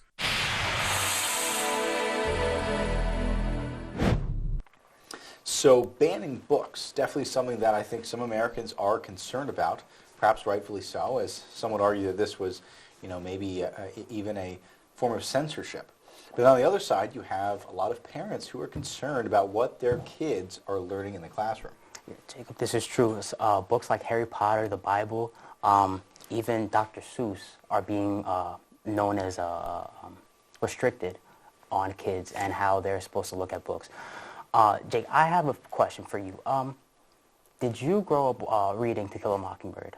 I did, yeah. So it seems like every child that's went through high school has read the book or has seen the book in some type of way, as well as the Diaries of Anne Frank. Sure. Yes. Yeah. Okay. And for some reason, these books are now being either reported or banned, and I just don't see a reason why. Do you think these books should be banned? Well, it's because, let's use To Kill a Mockingbird as an example, right? It's a book that is set far earlier in American history. And because of that, there's certain racial epithets in that book that a lot of people find offensive. And so don't you feel like we should learn about it? Well, it's okay to find them offensive, but I don't think it's okay to honestly get rid of them. Mm-hmm. I think that it's part of, an unfortunate part of Americans' history. And if anything, learning about it is important. And granted, it has to be, kids the right age. I don't think middle schoolers should be reading To Kill a Mockingbird. Well, that's when I picked up the book, actually. So interesting. Well, perhaps maybe 8th grade, right? But it just, with some of that more mature content, you should say. I guess maybe we could wait a little bit for that. But getting rid of it entirely, no, I don't think that's the right book. Okay, understood. Yeah, but anyway, so we do actually have our field reporter, Jimmy, back on the line. He's going to be giving us some updates again on that Julie Kushner versus Michelle Coelho race. Let's hear what he's got for us. Jimmy, how's everything looking out there? How you doing, Jacob? Yeah, so I'm here in Danbury still at Anthony's Lake Club. This is now where the Republicans are going to be celebrating for the rest of the night. They moved from their Republican headquarters where we were earlier in the night. And we did just get here, but I did get the chance to speak to Michelle's campaign manager just for a quick second. And he was on the phone, I'm assuming with a numbers guy or someone from one of the polls, and they were still unable to get those numbers that we've been waiting for. There was just a loud cheer within the inside, so maybe some numbers just came in that I don't know about. But yeah, so then I actually had the chance to go downstairs. I got a chance to see a few other people who were reporting on the numbers, and they told us we had to leave immediately. So I'm now reporting from outside. But at the moment, it seems that no numbers have came in for this race. But as I just said, there was a loud cheer. So maybe that's good things for Coelho, but who knows? Yeah, I mean, it's hard to tell at this point. Interesting that they're sort of safeguarding vote counts at this moment. I can imagine it's an intense situation for the Republicans right now because they are certainly the underdogs in this race and in a lot of these races across Connecticut. So cool to see that there might be some good feelings from the Republican camp. I wonder if they know something we don't. But again, until we officially know something, it is just frustratingly difficult to actually make any sort of statement, Yeah, and as I mentioned, with that vote counter error and technicality going on at one of those wards, that doesn't just affect Democrats, it affects Republicans too in getting those votes in. So like you said, like I said, we're all patiently waiting for these votes, waiting to see who's going to come out on top of the 24th Senate District here, and it's going to be a tight one, as I mentioned, all night. Well, I can certainly see that, and that's definitely what the polls were saying going into this race, so no surprise there. But thanks so much, Jimmy. I really appreciate the quick, succinct updates here. This is great. I'm glad that you're out there at Anthony's Lake Club to get sort of a live reaction and understand what's going on. So thanks so much for that, and we'll come back to you later, all right? Thanks, Jacob. Hopefully I can come back with a little bit more for you, all right? All right, let's hope so. Have a good one. All right, well, as we were discussing briefly, book banning and possible censorship is certainly a concern among Americans, and it's definitely something that the Republican Party has used to galvanize its own platform, right? And we did see this at that candidate forum that we attended in Ridgefield. We've seen Michelle Coelho especially take a stand against censorship and say that, you know what, I'm really going to make sure that freedom of speech is protected. And we even saw it on the Rob DeSantis ad a little bit earlier. Yes, we did, for sure. And this is something that I think a lot of people are, it's an American value, right? Mm-hmm. We always talk about freedom of speech. The First Amendment is an American value, an intrinsic American value, and it certainly is, right? It is the First Amendment that is enshrined in our Bill of Rights. Mm-hmm. When the founders wrote that, it's number one. Most important thing, freedom of speech. They put that as number one. And I think a lot of people, would probably argue that at the moment in America, I don't know if our speech is necessarily free. And this is something we can get into more later, but we've seen that a lot recently with things like social media, Twitter, users being banned on both sides of the aisle for statements that are not necessarily, at least not in my opinion, inflammatory enough to warrant their account being revoked permanently. Yes. Seems startling to me. But we'll talk about that censorship a little bit more later when we come back. For right now, let's head to student meteorologist Stephen. He's going to be giving us a quick update on the weather for the coming week. How's it looking, Stephen? Well, it's looking good for the work and school week. It's not looking so good for the weekend, unfortunately. It's fine right now, though, outside in Danbury. As of 10 o'clock, we had a temperature of 37 degrees, a dew point of 24. That's a 59% humidity and calm wind, and that temperature will continue to drop through the overnight hours tonight. We do have a few more warm days ahead. Not tomorrow, but Thursday and Friday will again be considerably above average before a major storm comes through the area Friday night and Saturday, and then a chance of maybe our first snowflakes of this season on Sunday night, and we'll show you that in just a moment. First, though, I'll show you the satellite and radar, and I'll do this really quickly because Connecticut is right here, and guess what? There's no clouds and there's no rain. So all's well at the moment across the area. Now, that won't be the case on Friday night, and that would be because of this. This is Tropical Storm Nicole, and actually by the time that I have my next update, we'll have a new advisory and an updated track from the National Hurricane Center. But as we've been talking about all night, this tropical storm will hit Florida as a hurricane Thursday morning and then kind of ride right up the coast just to the west of the Danbury area. And that means that we're in for a pretty wild ride on Friday night with some damaging wind and heavy rain. What can we expect? Generally 1 to 4 inches of rain right now. I'm leaning on the lower end of that just because that track has seemed to tick a bit to the west today. But wind gusts of 50 miles an hour certainly can't be ruled out, especially on the shoreline. If you live on the shoreline, that's definitely going to be the area that is the most exposed to the wind, as is usual. So get your boats tied up and things like that. And then scattered tree and power line damage is certainly possible. It's fortunately not going to be as bad as this situation would have been had it been about a month ago with leaves on the trees, but still, anytime you get wind above, 40, 45 miles an hour, you start to get into trouble with some weaker limbs.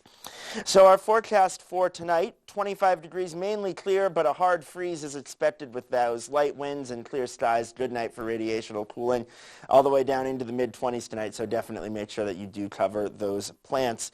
And then tomorrow, it's going to feel a lot colder than the mid-50s just because it's been so mild recently, but we're only getting up to 54 tomorrow, seasonably cool temperatures. That's a lot closer to where we should be at this time of year before we, guess what? Get right back to where we were with mid-60s again Thursday and upper 60s even Friday, but unfortunately Friday afternoon Tropical Storm Nicole passes just to our west, or the remnants thereof, and that will bring us heavy rain and gusty wind Friday night into Saturday morning. We should be dry Saturday afternoon but stay mostly cloudy. Sunday morning looks all right, and then a different system completely unrelated to Nicole brings in another chance of showers Sunday evening, and that one could end as a bit of wet snow, especially in the higher elevations of Litchfield County. So definitely the chance for some of us to see our first flakes of the season to begin the next work week. So overall, kind of a tale of two halves. Not bad for most of the work week, but then the weekend definitely not looking too great. Back to you guys, Jacob and Alec. Well, thank you so much for the update there, Stephen. Really appreciate it. And we'll keep coming back to you throughout the night just so all of our viewers are caught up on what they can expect for the next couple days and the weekend. But we do have a special guest joining us now over the phone, Dr. Mitch Wagner, who is a environmentalist. He's a professor here at Western Connecticut State University. Dr. Wagner, how are you? Just fine. Well, good. I'm glad to hear that. Thanks so much for joining us here tonight. Quite a few different things to talk about. And first and foremost among them, I have to ask, obviously we've had a lot of talk recently about global warming, climate change more rather, really having an impact on quality of human life in the next couple decades. And the question that I'm sure is on everyone's minds is it too late for us to turn back the clock? Well, it's never too late because we have a whole lot of children and grandchildren and our future grandchildren's grandchildren to think about. We can't give up. There's just no way. We can't give up. And so we are going to have to make some hard decisions. If we're willing to make the hard decisions, we can do this. If we're not willing, then our grandchildren will think less of us. And when you say hard decisions, could you give me an example of one of those? Hard decisions in terms of speeding up the shift from fossil fuels to renewable energy. And that will, of course, cause heartburn to anybody who owns stock in fossil fuel companies and so on, but we've got to do it. There is no option. Sure. Now, a lot of people are concerned about some of the environmental impacts of, different renewable energy options and different more sustainable methods of transportation, right? Some are obviously ideas that I think most people would support, like, more public transportation. Excellent idea, right? But you have some critics who, will pick on electric cars and say, well, they're not really feasible. The heavy metals that are needed to make batteries for these electric cars do a lot of damage to the environment when we mine for them and things like that. So do you have any rebuttal to critiques of electric vehicle usage, things of that nature? Well, I'm having trouble hearing your question. Can you restate your question briefly? Sure. There's a lot of noise in the line. Oh, yeah. Well, absolutely. No problems, Dr. Wagner.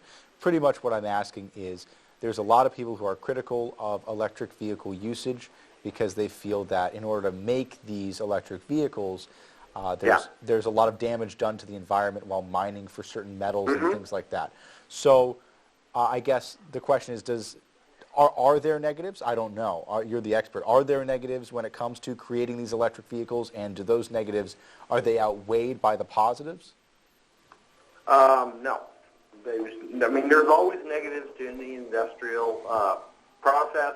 We're going to have to figure out how to do this humanely. We're going to have to figure out how to do this environmentally consciously and in a way that will, in fact, allow us to manage. Absolutely, absolutely. And final question for you here, Dr. Wagner. It seems to me that there's a lot of things that that Americans care more about, right? When we look at polling, climate change is something that is on the list, but it's a lot lower than things like inflation or crime or abortion in terms of what people care about, right? So what can we do to maybe make the American populace a little bit more aware of climate change as an issue and to sort of make sure that it comes into the public focus as a problem that we really need to fix now? Well, one thing we can do is that each individual, as an individual, you can find that topic which you particularly care about, that you're an expert on, something you really are passionate about. Figure out how climate change affects that passion of yours. Learn all the details in such a way that you can explain it to the general public and go out and do that. Excellent. Well, I think that's definitely a reasonable solution and a fantastic place to start. So thank you for that insight, and thanks so much for joining us, Dr. Wagner. It's really great to have you. Thank you for inviting me. Of course. Bye. All right. Bye. Well, so interesting commentary there from one of our faculty members here at WCSU. Always good to hear from him, and some great insight there. Really happy to have him on. We're going to be heading now, though, to our field reporter, Ryan, who is taking a look at the Blumenthal v. Levy race. He'll be giving us some updates. Ryan, how is everything looking in the Democrat headquarters? Hi, Jacob. So, as you might be able to see behind me, Attorney General William Tong has just declared victory, and he's giving his victory speech right now. He's touching on things such as going after the NRA, holding people responsible for the opioid crisis accountable, and a lot of things like that. And again, the energy here seems to be great throughout the night. A lot of Democratic candidates who were predicted to win their elections are doing so. And yeah, just great vibes overall. Great. Well, I'm glad to hear that it seems to be an enjoyable environment to be in. That's great. Now, are there any other candidates that we can look forward to speaking tonight who haven't really said anything yet? So, as far as who we have here tonight at Democratic headquarters, I believe the only person not to speak yet has been Ned Lamont. As we've seen, Fox has actually called the gubernatorial race for Lamont over Stepanowski. I'm not positive if Associated Press has done that yet, but Lamont does have a steady lead, so we can wait to see him later tonight. Right, and it does seem as if he's really maintained his lead as more of these votes have been counted throughout the evening. So, again, can't make any predictions yet, but seems to be as if a large trend is happening in the favor of Ned Lamont. But thank you for the update, Ryan. Greatly appreciated, and we'll come back to you as needed throughout the night, all right? Thank you, Jacob. Of course, absolutely. Well, so interesting to hear that Ned Lamont has really seemed to maintain his lead so far. We actually do have some breaking news. So we're going to go to the board here and get some numbers from Mr. Nicolari. Jake, what's going on? All right, thank you guys. So we have been struggling here at Election Connection to find any results for the 24th Congressional District between Julie Kushner and Michelle Coelho. And that may be in part because Coelho has just stepped down from the race. So that default makes Julie Kushner the representative for the 24th Congressional State District of Connecticut. And that has decided that race. Thank you, guys. Wow. Well, a surprise resignation, I guess you could say. The day during the electoral process. Well, I mean, I think that tells us pretty clearly that for whatever reason, you know, Coelho had some vote numbers available to her. Looked like things weren't going well, and maybe she decided she would simply step down. So it's really curious. When Jimmy was calling in, he heard that Coelho, the headquarters that Coelho was coming out of, he heard a cheer. So I'm kind of confused right now to hear that she just resigned in the race. It's a little surprising. But perhaps, you know, maybe she figures it's all for the best. It's time to regroup and move forward into the next one. And I think perhaps maybe revamping her campaign strategy might be beneficial for Coelho. So we'll have to see moving forward, but maybe this is a learning experience, you know. But obviously Kushner, as the incumbent, she's done a lot for the local community, a lot for Connecticut. It's hard to beat that, you know. So to be honest with you, no surprises there. Okay. But so what we're going to head into now is a quick story here, an interview from John Stewart. So let's take a look. Why would the state of Arkansas step in to override parents, physicians, psychiatrists, endocrinologists who have developed guidelines? Why would you override those guidelines? Well, I think it's important that all of those physicians, all of those experts, for every single one of them, there's an expert that says we don't need to allow children to be able to take those medications. That there are many instances where... But you know that's not true. You know it's not for everyone. There's one.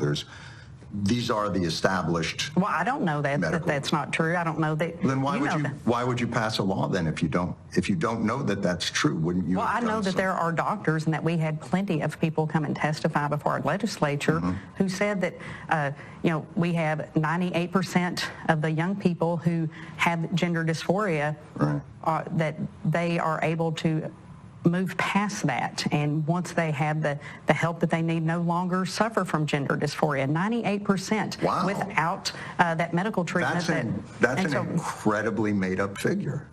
That doesn't comport with any of the studies or documentation that exists from these medical organizations. What medical association are you talking about of these doctors? Well, we have all of that in our legislative history, and we'll be glad to provide that to you. I don't have the name of that off the top of my head. I know it's something that... You don't have the name of the organization that off the top of my head. Oh, okay.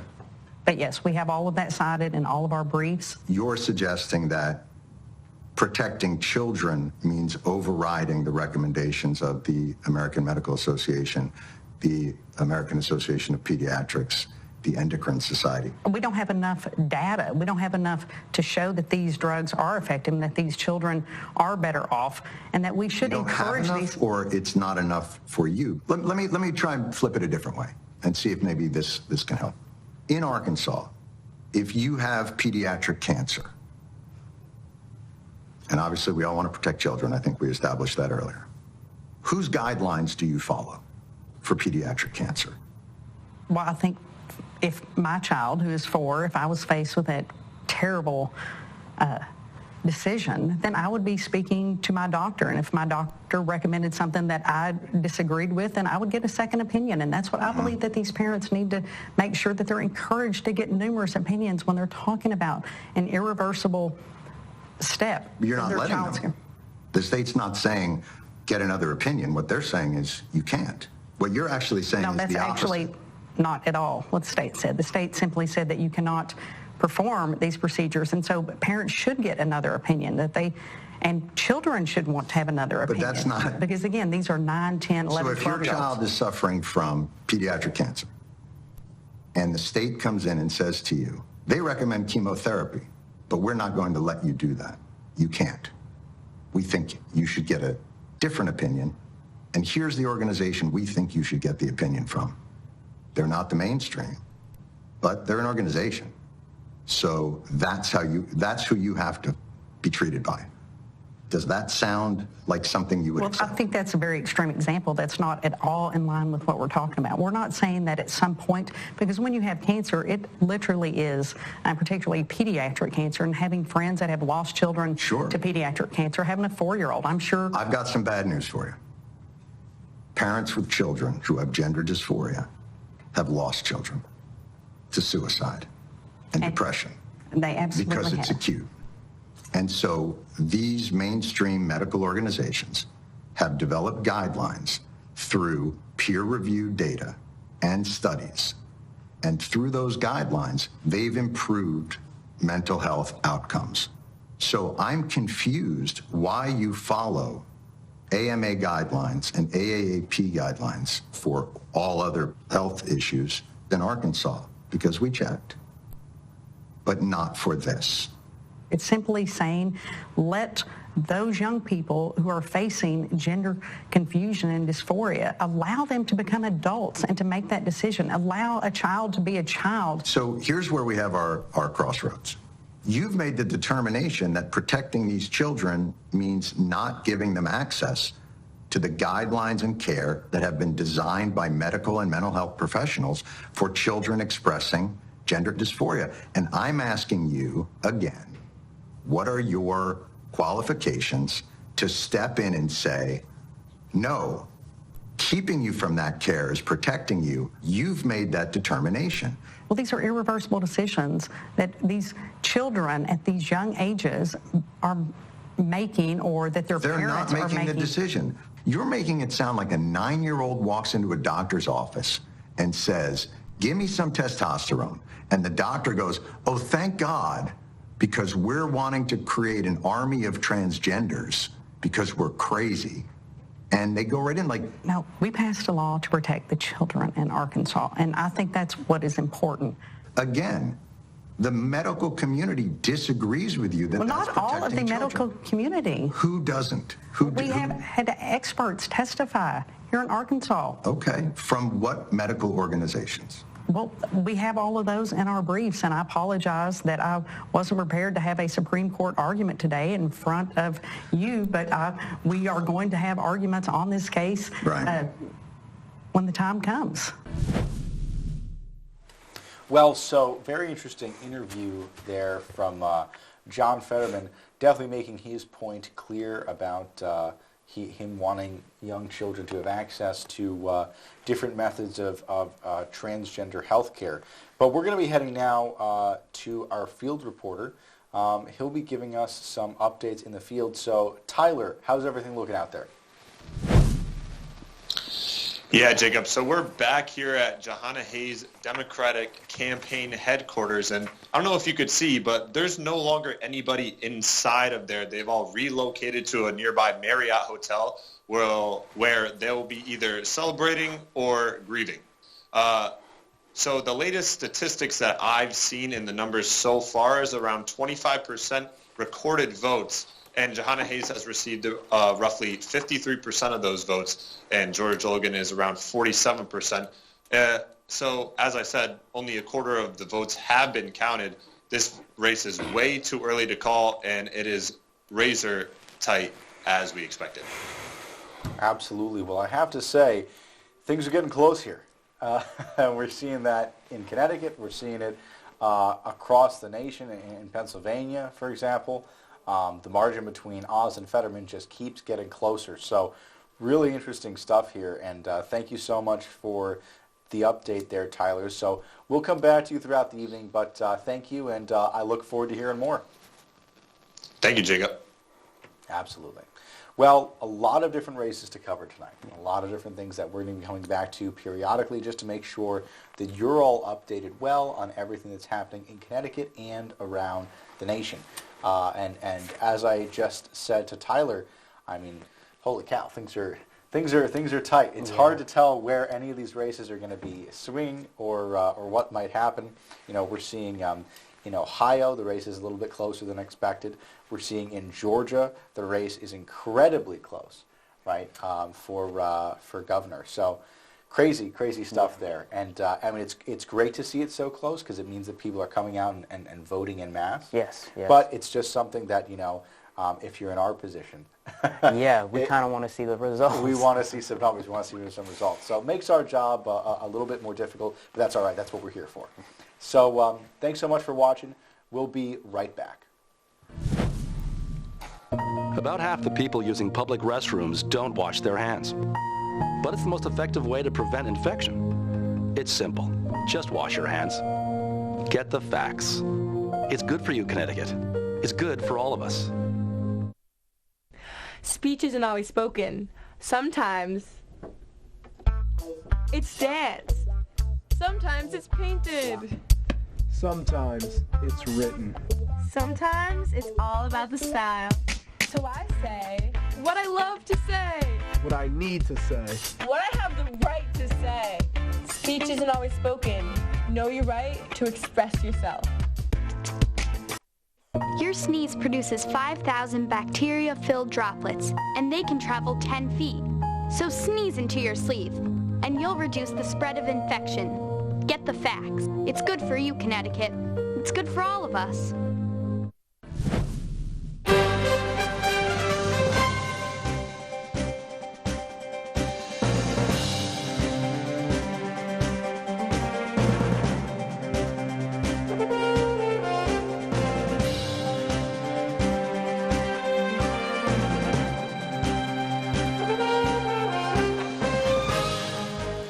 Welcome to Election Connection, Western Connecticut State University's live news and election coverage. I'm Jacob Schultz. This is Election Connection's 12th year, and we are here tonight until midnight with news and issues important to Connecticut. And I'm Alec Riasic. Tonight we're covering national and state races, including those races in Fairfield County. Let's go to the board with Jake Nicolario for an update on those numbers. Jake, make us smarter. Thank you, Alec. Thank you, Jacob.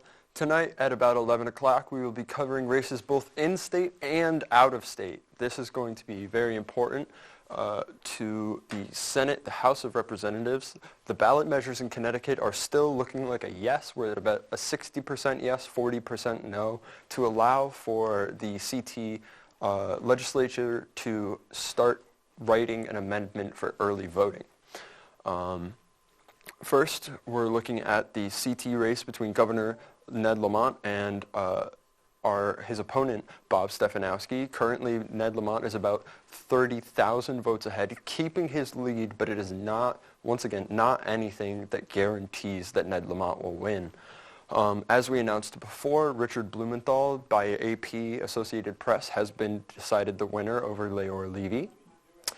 In the 5th Congressional District, we are still looking at a very close race, only about 4,000 votes. Johanna Hayes is at 41,000. George Logan is at 37,000. This race is super important to CT because we have George Logan, while distancing himself from Trump, has still held quite the Republican line. He is pro-abortion, but just like Johanna Hayes, but he is we're not sure if he will caucus with the rest of the Republican Party. In the 24th District, as announced earlier in our breaking news segment, Julie Kushner has been decided the winner over Michelle Coelho. In the 26th Congressional District, we are still looking at a pretty close race with Cece Moore at 5,133 votes versus Tony Boucher at 3,373. Next, we will be looking at the 28th Congressional District, where Tony Huang, the incumbent, is still holding his lead, but as you can see, it's a very narrow lead. It does not guarantee anything for him, but with his incumbent seat and with it being so late in the night already, I'm fairly sure we might be able to say that he will keep his seat. Next, we're still missing some numbers for some of those local races. They've yet to come through. Whether it's the counting machines having malfunction issues or we're just slow on the reporting, we will sure get back to these numbers later tonight to keep you updated. For Attorney General, we are currently looking at William Tong, the incumbent, building quite the lead over Cordes, but it's not anything to guarantee the win. Pretty sure that he might be able to keep his seat, much like Huang. The CT Secretary of State, we have Stephanie Thomas and Dominic Raplini. Stephanie Thomas has been able to build a little bit of a lead over Dominic Raplini, but that does not mean that she is guaranteed the win at all. And lastly, in Connecticut, we're looking at the probate judge of Danbury. This race, we've yet to hear any reporting about, but we will make sure to keep you updated if we do. Now, moving on, we are going to look at races out of the state. So this could change the Senate majority. These are very important races. We're getting more numbers as the night goes on. First, we're going to look at Arizona, where we've started getting numbers. And Mark Kelly, the incumbent, who was voted in a special election in 2020, has been able to keep his lead and, keep his favor with the Arizonian people.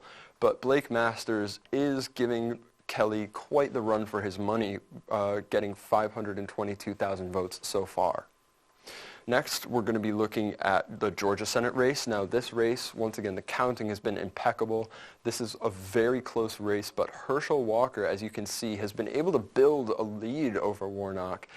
He's built about a 30,000 vote lead, which is pretty good this late in the night, but it does not guarantee anything. And with a vote like this, with a race this close, we could be seeing a runoff election in Georgia this winter.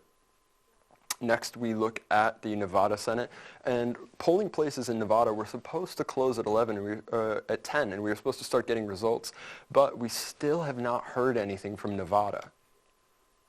Next, we look at New Hampshire, where Maggie Hassan has been able to keep her lead from earlier tonight. She is about 30,000 votes over Don Bolduc, but this does not guarantee her the win, since only about 35% of the vote has been counted. In Ohio, we are seeing J.D. Vance continue to build his lead from earlier. It was only a slight lead earlier, but now he's about 200,000 votes ahead of Tim Ryan. Impressive lead, and this is indicated in the polls from before the election, where J.D. Vance had been on a sharp incline in political favor, which could mean that people were turning out in numbers to support J.D. Vance right before the election, and could be why polling wasn't so accurate for this race.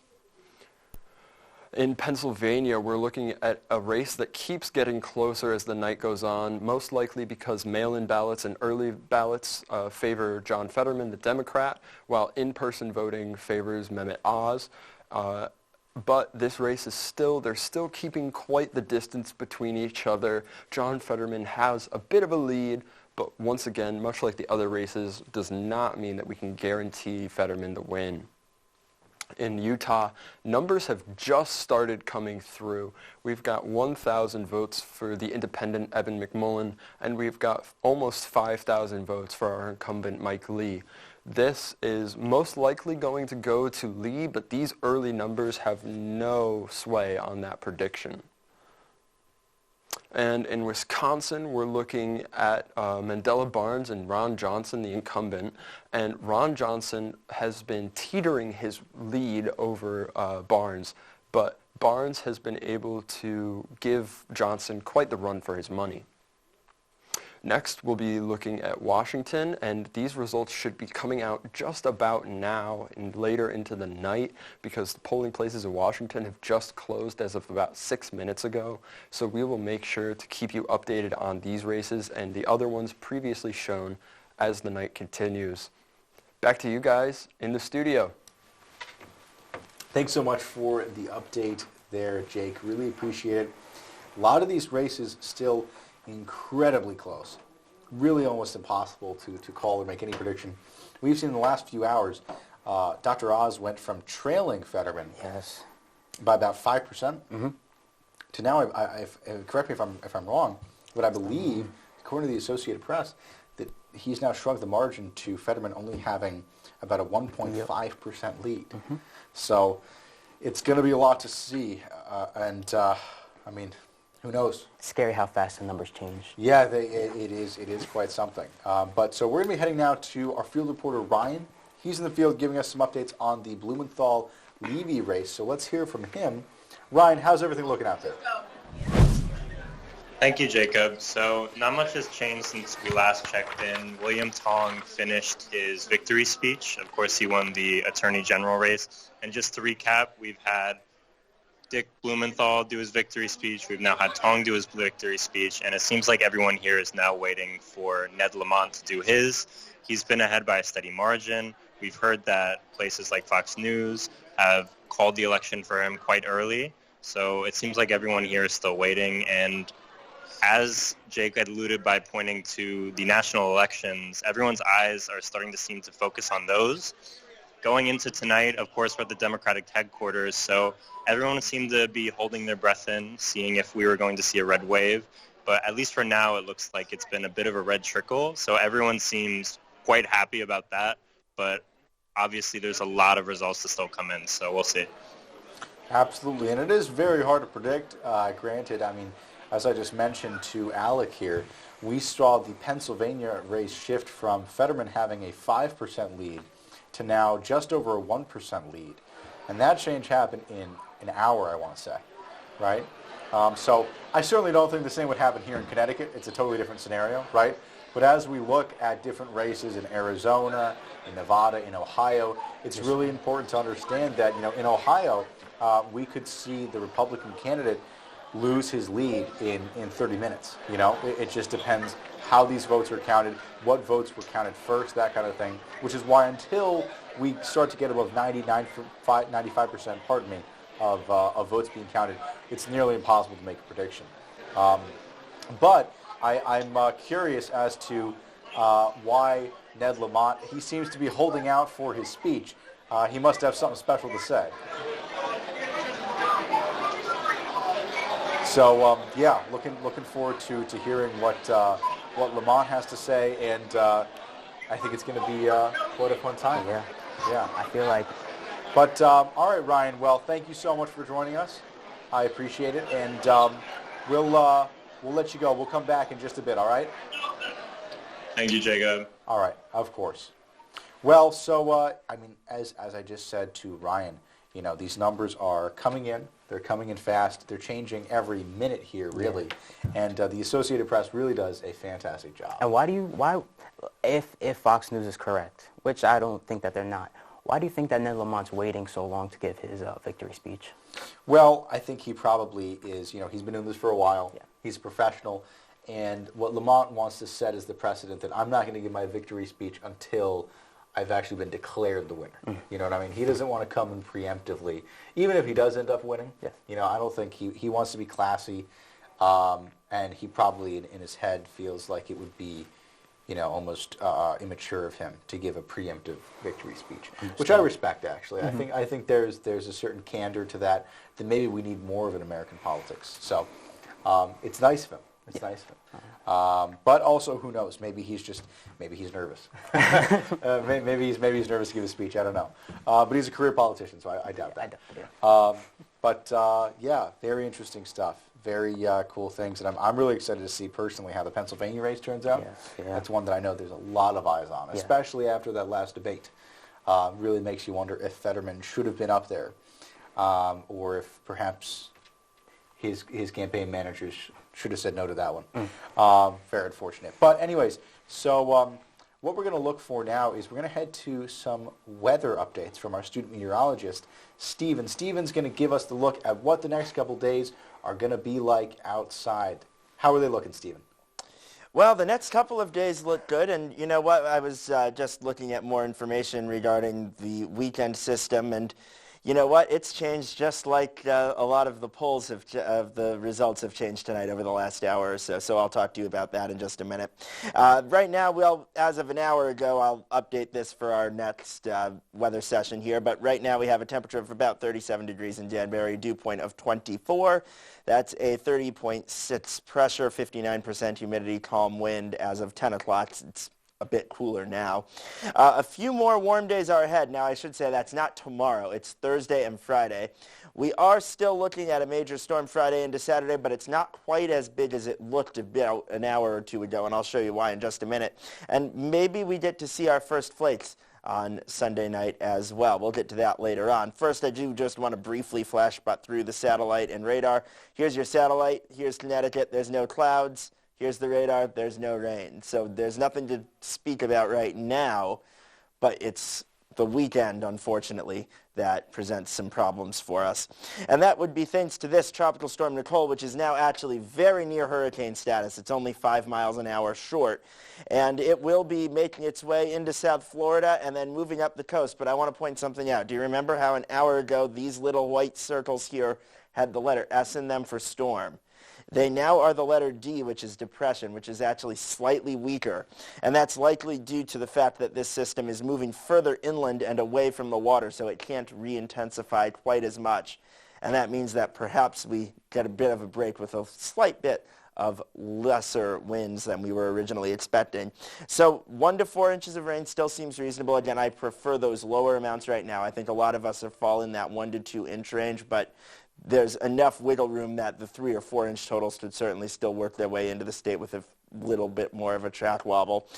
The wind gust I have reduced down to 40 or more, just because, again, with the system moving further inland, it doesn't have that same kind of intensity that it can regain had it been a bit closer to the water. Now, of course, this could also go back the other direction, but right now we're going with 40-mile-an-hour wind gusts, and that means that we're going to have isolated tree and power outage issues. Now, this is very minor. At 40 miles an hour, we can deal with. There will still be some very scattered issues here and there, especially if you have dead trees or dead branches. But there's a really, in terms of impact, there's a very big difference between 40 and 50-mile-an-hour winds in our area. So that is very good news indeed. Now, I will go to the forecast for tonight, which is still the same, a very cold night, 25 degrees overnight, a hard freeze, and definitely cover those plants if you haven't already. And then tomorrow, a high of 54 degrees, seasonable for this time of the year, and sunny, definitely nothing to worry about tomorrow. Then Thursday, also nothing to worry about, and in fact, Thursday looks like a great day to do any outdoor activities you may have, 64 degrees and sunny. Friday, 68 degrees, but we have increasing clouds through the afternoon, and then heavy rain and gusty wind moves in Friday night. It rains heavily Friday night into Saturday morning. It should stop by by early afternoon on Saturday. We'll be left with just cloudy skies and, again, a few more strong wind gusts coming out of the north as Nicole passes by.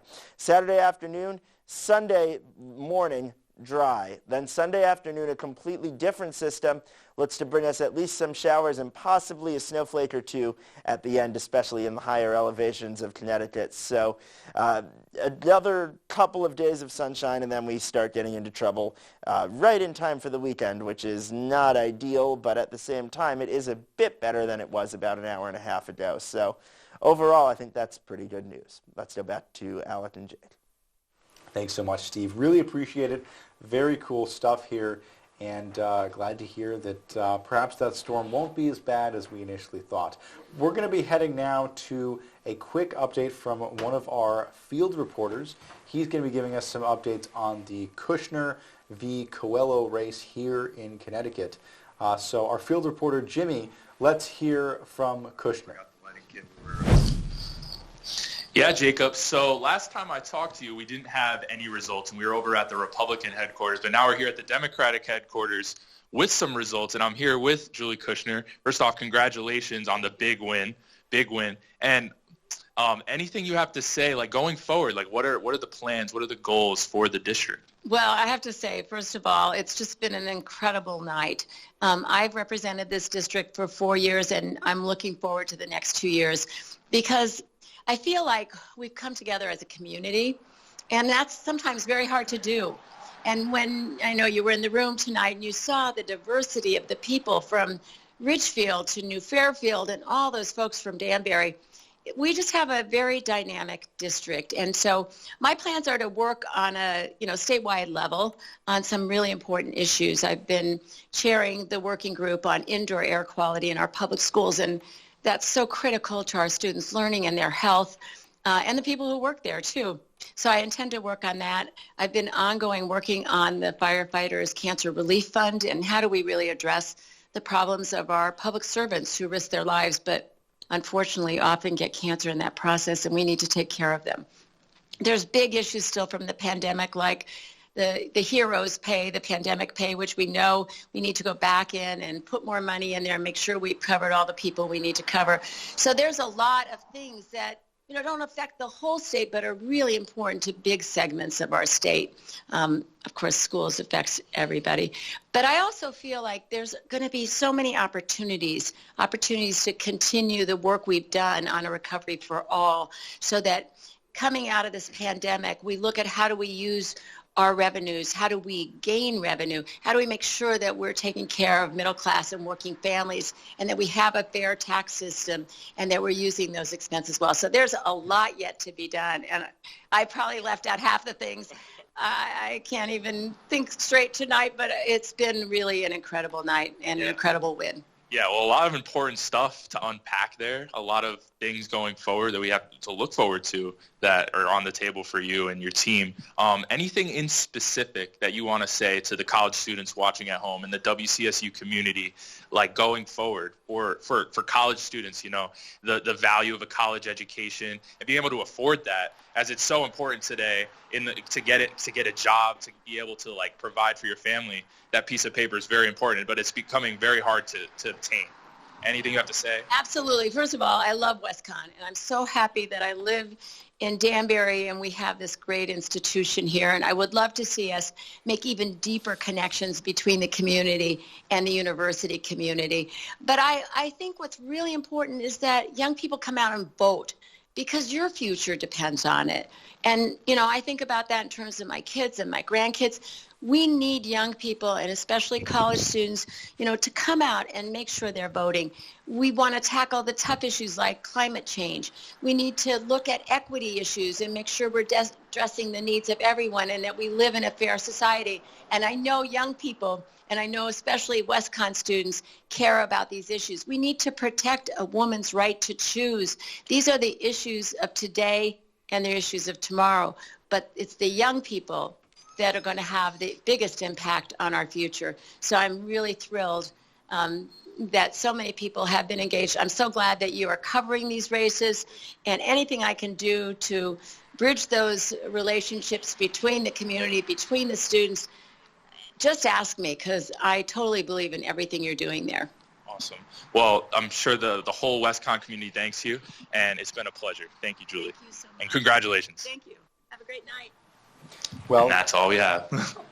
Well, thanks, Jimmy. Great interview there, and congratulations to Julie Kushner for her victory, and definitely excited to see what she does. Yes. With another term in the position. So great stuff. She has big plans. We're still waiting for some votes to be counted and for different results to come in. We're seeing a lot of these votes be really, really close. For example, in Georgia, it's pretty much guaranteed now that they will have to go to a runoff election. The Associated Press is putting them at putting Herschel Walker at 49.2%, which is, it's a high percentage. It's up there. But I don't think he'll break the 50% in order that's needed to avoid a runoff election. Purely because they have 85% in, right? And Warnock is very close behind, right? So I'd be surprised to see if they end up having to, if they don't have to go to a runoff. Pardon me. But who knows? Again, it is hard to predict these things, and I could very easily be proven wrong in 15 minutes. So who knows? Who knows? Yeah, some great stuff overall, and yeah, really cool. Happy to see some of these votes being counted, and some of these races being coming to a close. Yeah. Right? Yes. But we're going to head now to something that has been on a lot of people's minds in America following the Supreme Court overturning of Roe v. Wade via legal precedent. Same-sex marriage.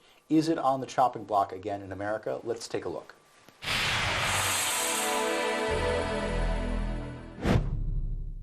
How would you feel if your 10-year-long marriage was over against your will? Same-sex marriage has been legal in Connecticut since 2008. According to the United States Census Bureau, as of 2021, there were 711,129 same-sex married couples in the United States, with 336,922 being male couples and 374,207 being female couples. The House passed a legislation that would protect same-sex marriage nationwide as well as other marriage equality protections. This was to be expected, with the majority being Democrats. However, it is uncertain if this legislation will make it past the Senate, where the ratio of Democrats and Republicans is split 50-50. With the overturn of Roe v. Wade, Supreme Court Justice Clarence Thomas wants to revise this matter. He stated, "In future cases, we should reconsider all of this court's substantive due process precedents, including Griswold, Lawrence, and Obergefell." This statement caused a lot of controversy across the country. Many were wondering about where same-sex marriage will stand. We spoke to some people to get their opinion on the matter. Well, I think it's incredibly unfair because he has no right to dictate someone else's life like that if he doesn't relate to it at all.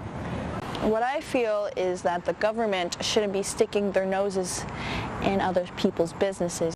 According to a UCLA psychology study, many people believe gay men and women are more sexually promiscuous than heterosexuals, which they fear can threaten their own marriages and their way of life. Yo no lo critico, pero no los apoyo. Pienso que el matrimonio debe ser heterosexual. We reached out to state Senate candidate Julie Kushner to get her stance on the matter. People should be able to marry whoever they love. And I think that our state, the state of Connecticut, has been in the forefront of this movement of recognizing love is love. We sent requests to Michelle Coelho's campaign for comment on the issue, but did not receive any response. If same-sex marriage laws were to be overturned, these couples would lose their federal marriage rights, such as being able to visit a spouse in the hospital, sponsor the spouse for immigration benefits, file income taxes jointly, and much more. Furthermore, the Supreme Court is looking into revising Griswold versus Connecticut, which protects the use of contraceptives between married couples. If that were to happen, if any of those things were to happen, it feels like we're, as a nation, going backwards and restricting people's rights rather than expanding people's rights and opportunities. Si se va a usar el anticonceptivo, si conviene o no conviene. Usted decide si desea hacerlo y por qué desea hacerlo, porque traer un hijo al mundo es un compromiso. This is Madeline Herbert for WCSU News Election Connection.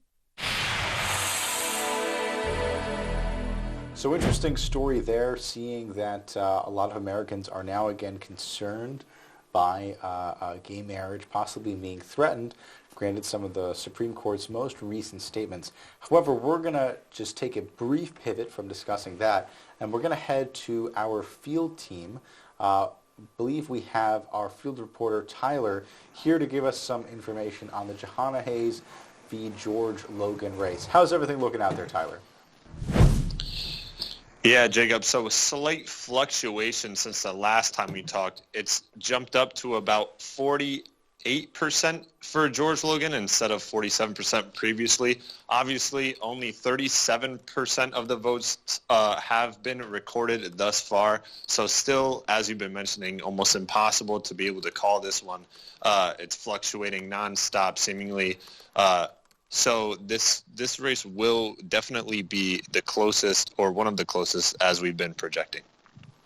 Absolutely. It definitely seems to be that way. Now, obviously, with races that are so close, so tight like this, one has to ask the question, I mean, Tyler, what do you think is the issue that is resonating so much with people to cause this kind of a tight election between two different candidates that honestly have a lot of things that, yeah, they are different on, but they do have a couple things that they're pretty nonpartisan on.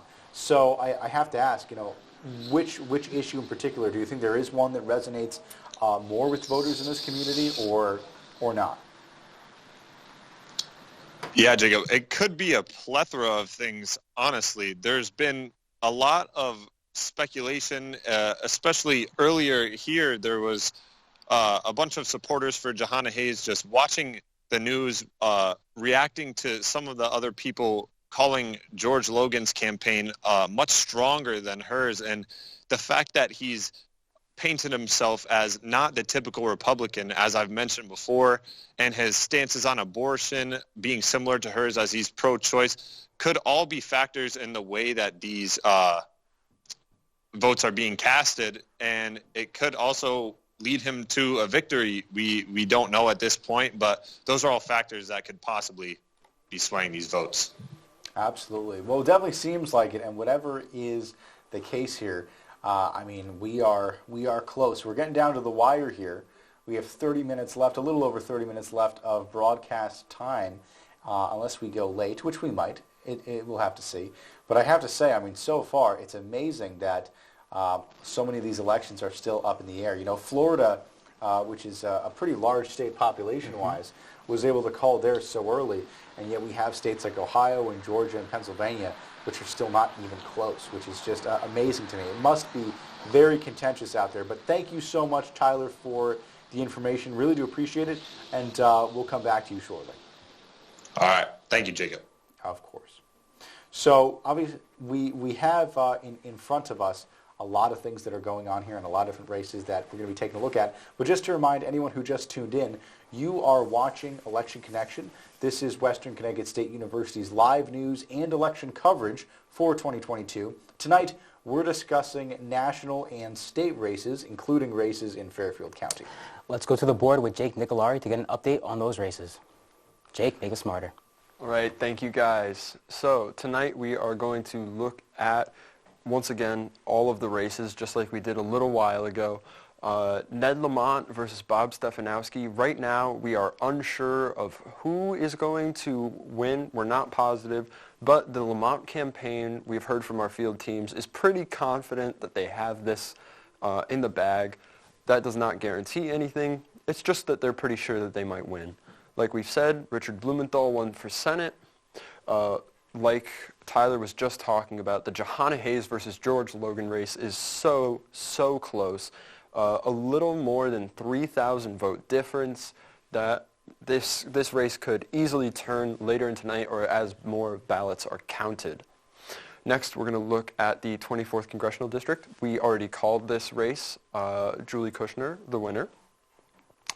Next, we look at the 26th District. This district, much like before, numbers literally haven't changed from before. C.C. Moore still in the lead, but not a guaranteed win. Okay, Tony Huang versus Tim Gavin. This is not a guaranteed race either. Same numbers as before. These numbers are coming out much slower than a lot of the other numbers, but that could be because it's a state race and not a national race. We're still waiting on results from some of our state Senate races, like I was just talking about. But we have confirmed from our field team, Ryan, that William Tong has won for Attorney General over Jessica Cordes. So this is another win for the incumbents in Connecticut. Next, we'll be looking at the Secretary of State. This race, 30,000 vote difference. I think we are at about 40 to 50% of the count in Connecticut. So with these, this could still go to the Republicans, but it is most likely going to go to Thomas and the Democrats. We're still waiting on results from Danbury and the Danbury race. And then next, we'll be looking at races out of state.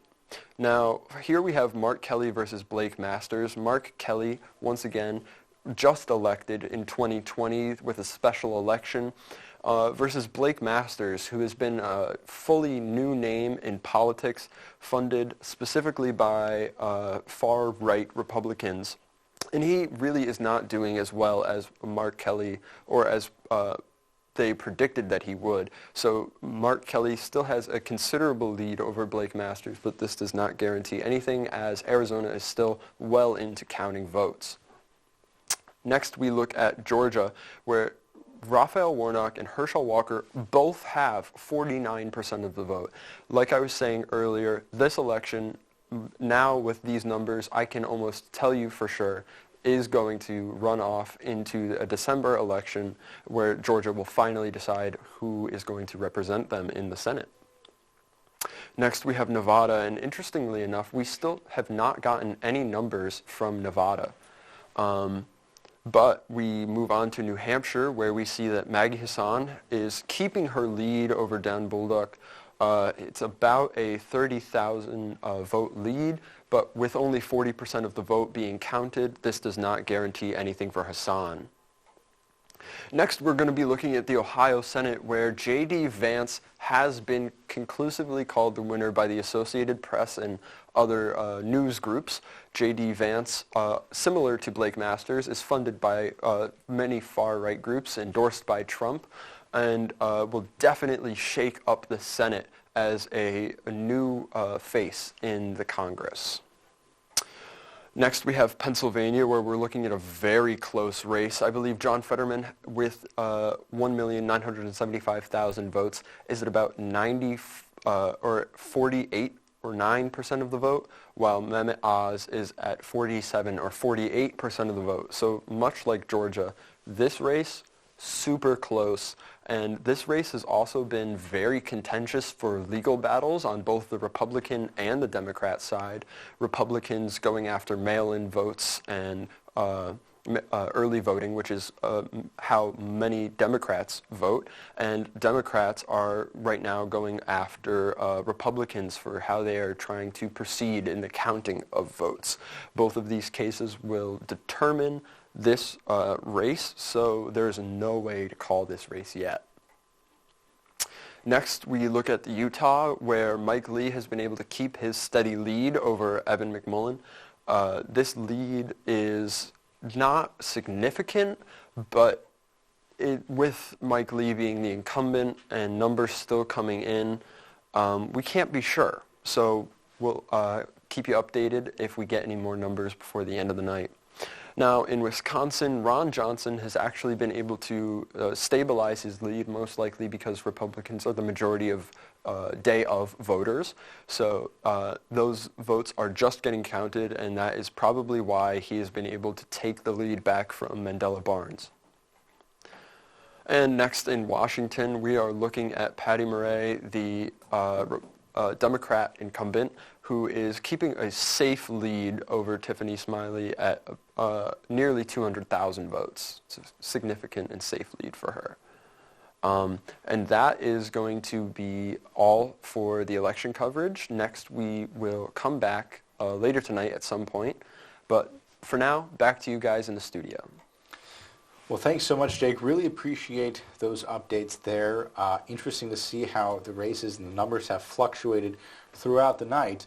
We are currently seeing that with about 70%, according to the Associated Press, being counted, that Dr. Oz is still a little bit behind John Fetterman in Pennsylvania for the governor race. So we'll have to see. But that margin keeps coming shorter and shorter now, Jake. It does. It keeps getting closer and closer. We'll have to see. I do think that Georgia will end up in a runoff race for governor. I'd be incredibly surprised if it didn't at this point. We are seeing the Republicans not perform as well in Arizona as we may have thought that they would, but I believe that they are performing well in Ohio. Obviously, nothing's been called yet, but it seems to me as if in Ohio we are looking at a possible, not for sure, but a possible Republican win for Senate and governor with J.D. Vance as governor. But again, we'll have to see. That's still with only about 80% reporting from the Associated Press. So interesting. Definitely, races are still tight, and it's incredible that they are as tight as they still seem to be.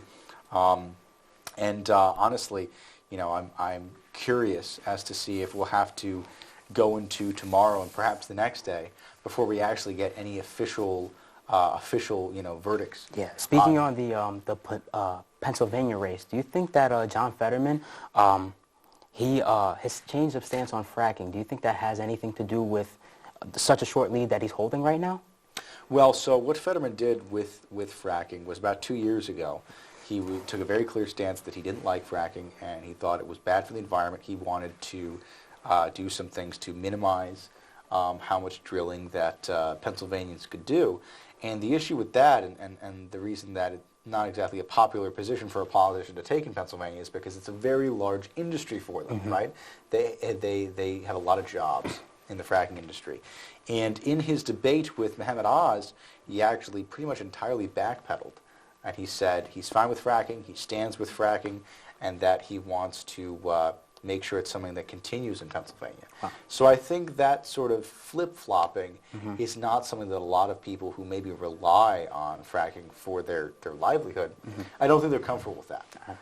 So I wouldn't be surprised if that cost Fetterman quite a few votes. Do you think that flip-flopping, as some politicians do you think that is a pet peeve that some voters have? So once they hear that, once they hear the backpedaling, they automatically vote for the other candidate? I think, unfortunately, a lot of Americans are so politically uninvolved that they might not care, or they might not hear about the back and forth, the 180-degree turn on policy issues. Understood. The ones that do, though, absolutely, yes. Okay. That would for sure push you away from a candidate if you felt like they were being disingenuous. Absolutely. Understood. And one thing that's come into the focus of American politics a little bit is NFTs, non-fungible tokens. Now, we were speaking about this a little bit earlier, kind of along the same vein as cryptocurrency. NFTs are something that a lot of people started looking into during the COVID pandemic when jobs were not as easy to get. Yes. A lot of people were getting laid off. There were a lot of economic concerns. You know, certain things were just not stretching far enough, and a lot of people turned to cryptocurrency and NFTs as a possible source of income. So let's check out a story about NFTs.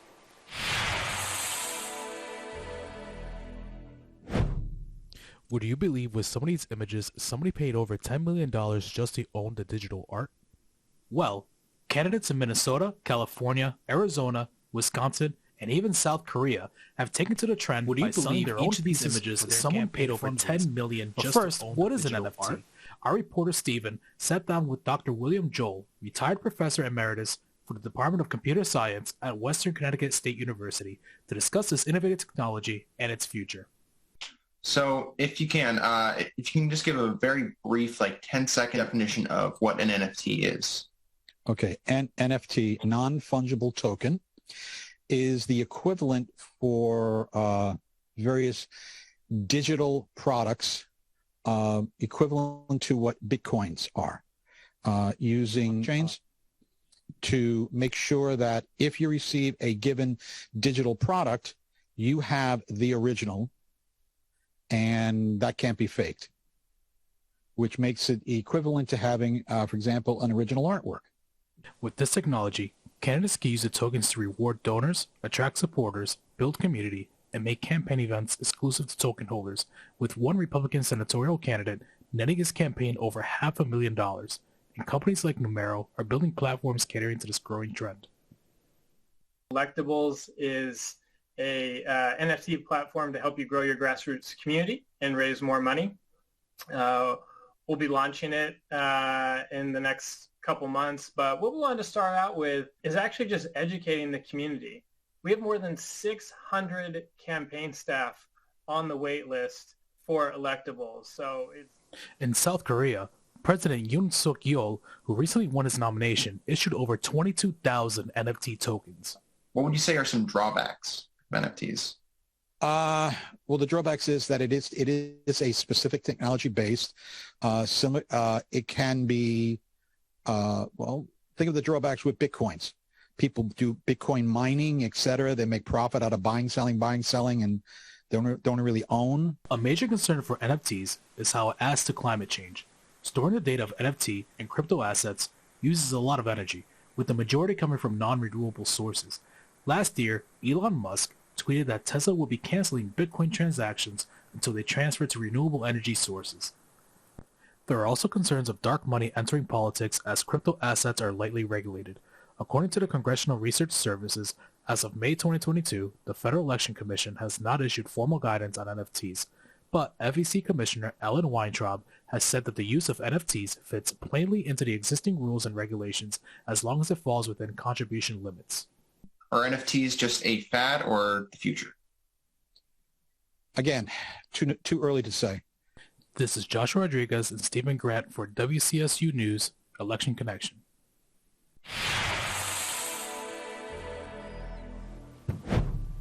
So we've definitely seen NFTs and cryptocurrency come under fire a little bit recently in American politics. We've seen the White House and the Biden administration suggest that they may consider asking Congress to amend the Bank Secrecy Act, which would pretty much apply certain restrictions to NFTs and cryptocurrencies like Bitcoin. And this would essentially mean that digital assets, like the currencies that I just mentioned, would have to be reported to the United States Treasury. Any sort of suspicious activity on one of these trading platforms would have to be investigated. They would be treated very similarly to the U.S. dollar, which is something that a lot of people aren't happy with because they really try and want to use what they consider to be almost inflation-proof products like Bitcoin, right? As its own sort of currency. They kind of want to try and use that to almost break free from the dollar, if you will. Yes, and also to add to that, it looks like big corporations and the wealthy are seeming to reap the benefits when it comes to NFTs, such as Dana White. Dana White runs UFC, the most prize promotion in the world right now. Yeah. About 7 months ago, he was making NFTs. Now he's not. Sure. I feel like the Biden administration is cracking down on the big dogs, so to call it, when it comes to making money, and making sure that people like Dana White cannot make any more money that they're already making. Yeah. You know. Yeah, no, I would have to agree. Yeah. I think so. Well, so we're going to head to our field reporter, Jimmy, now. He's got some quick updates for us. He's out there. Jimmy, how's everything looking?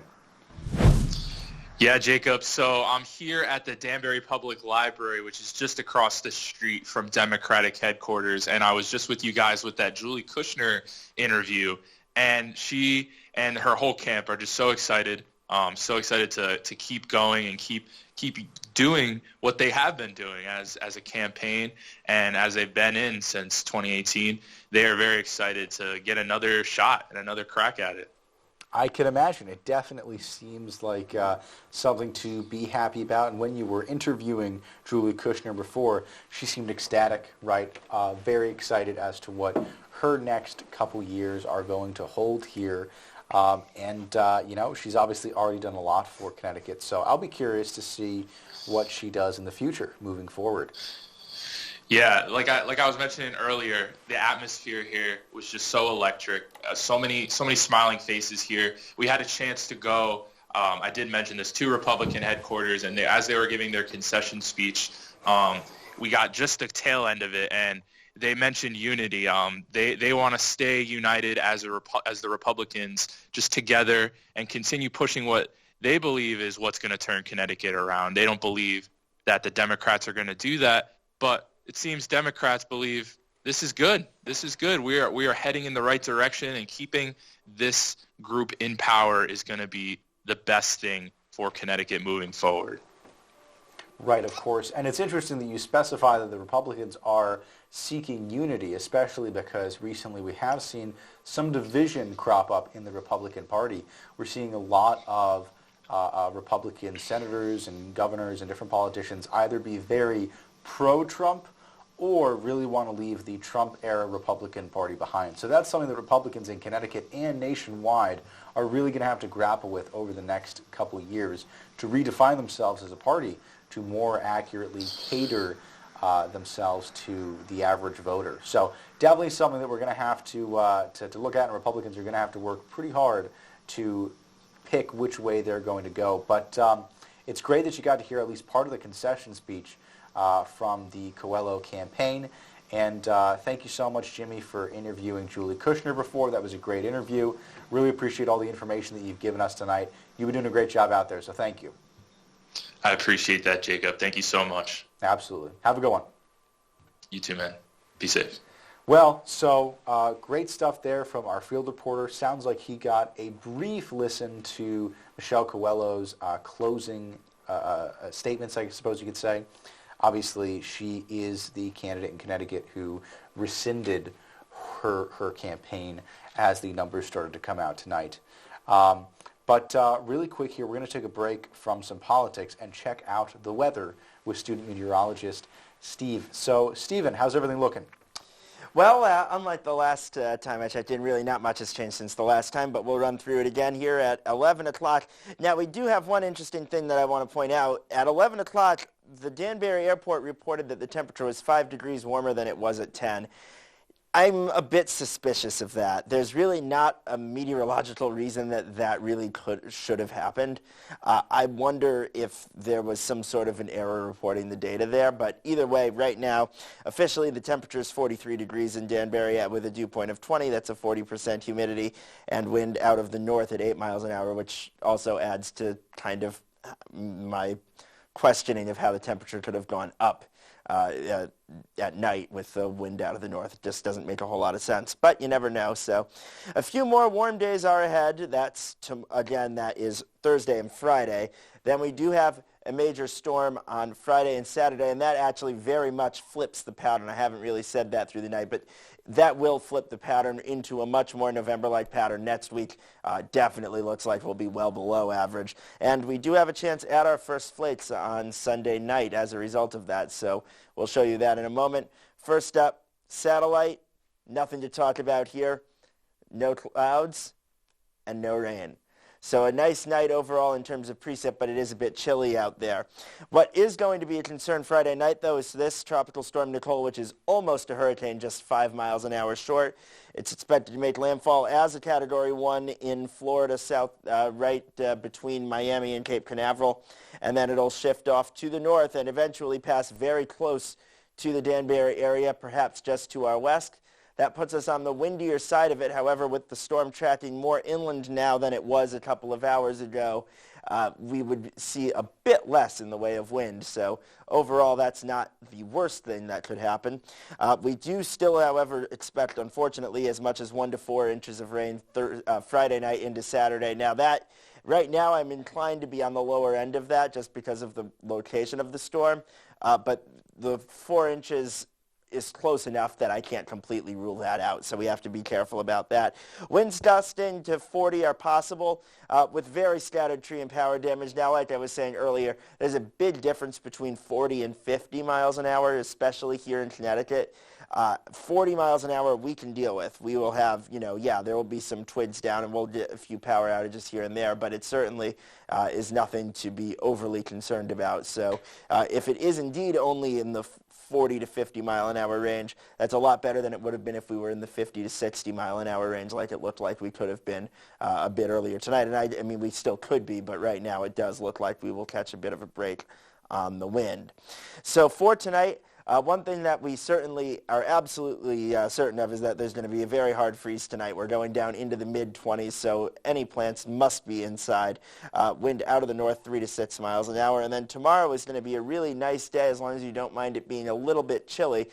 This is actually about normal for this time of year, but it's going to feel a lot chillier than the mid-50s simply because we've had so many days up in the, in some cases, upper 70s over the last few days. So it'll be a bit of a welcome back to reality as we head on through the week.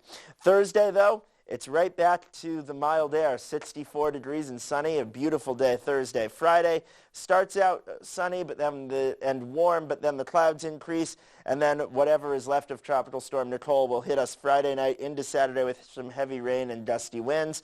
We dry things out Saturday afternoon, but the temperatures absolutely plunge Saturday night. The pattern completely flips. Sunday, 47 is as high as we go, with clouds increasing and then showers developing in the afternoon, a nasty, cold, showery afternoon. In the overnight, we could have a chance at our first flakes of the year, especially in the higher elevations of Litchfield County. So, a bit of a wake-up call that it is, in fact, mid-November, and, it is starting to get into that season where we can get snow. But overall, the big story remains the impact of Nicole Friday night and Saturday. Thank you all. Well, thank you so much for all the weather reporting there, Stephen. We really do appreciate it. I just want to offer a special thank you to Ryan Lynch and Zach Cummings for their assistance. They're alumni of Western Connecticut State University, and they came back to do some research for us here at Election Connection. So much appreciated. Thank you to both of those gentlemen. We're seeing a lot of numbers still coming in here. We have votes coming in. It's honestly crazy to even try and parse some of these elections out and make any sort of judgment.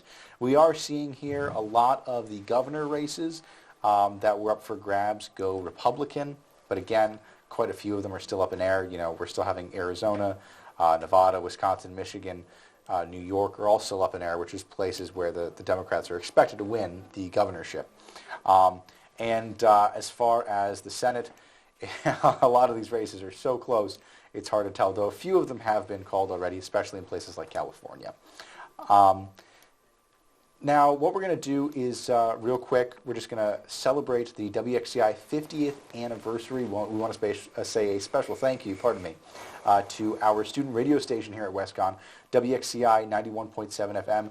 They've helped us a lot over the last couple years, so let's go to that tribute right now.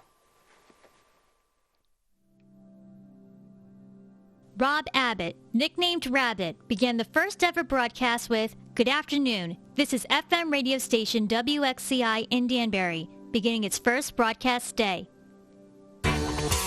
These words were just the beginning of an illustrious history for the many voices of the past and Today, heard on WXCI. I'm DJ Poppins on 91.7 FM, coming to you from the Midtown campus of Western Connecticut State University.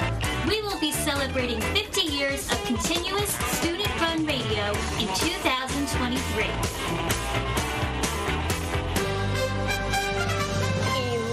Connection. Since the beginning of Election Connection in 2011, WXCI has been right there, streaming the show on FM airwaves. WXCI's history with election coverage dates back to our beginnings from 1973. In the 70s, election results were reported on WXCI because FM radio continued to broadcast long after other media sources signed off for the night. In 1982, as documented in Rolling Stone magazine, WXCI was one of the leading college radio and FM stations playing alternative rock. This introduced such groups as REM, Talking Heads, Depeche Mode, U2, the B-52s, among others, to the greater Danbury listening community. That's right, it's all been happening here at WXCI. These listeners included high school students, some of whom would join the ranks of WXCI DJs. WXCI showed up in print again in Piper Kerman's 2010 memoir, Orange is the New Black. She reminisced listening to WXCI's specialty show, 90s Mixtape, as a soundtrack for her life. Today, we look back and see WXCI provided joy through music, camaraderie, and the Alumni Life membership program. The station served as a training ground and opened doors into professional radio. In 2023, we look forward to celebrating 50 years on the airwaves. Please share your love, support, and memories with us on our Facebook page, WXCI 91.7 Alumni, and our contact info on WXCI.org. Thank you.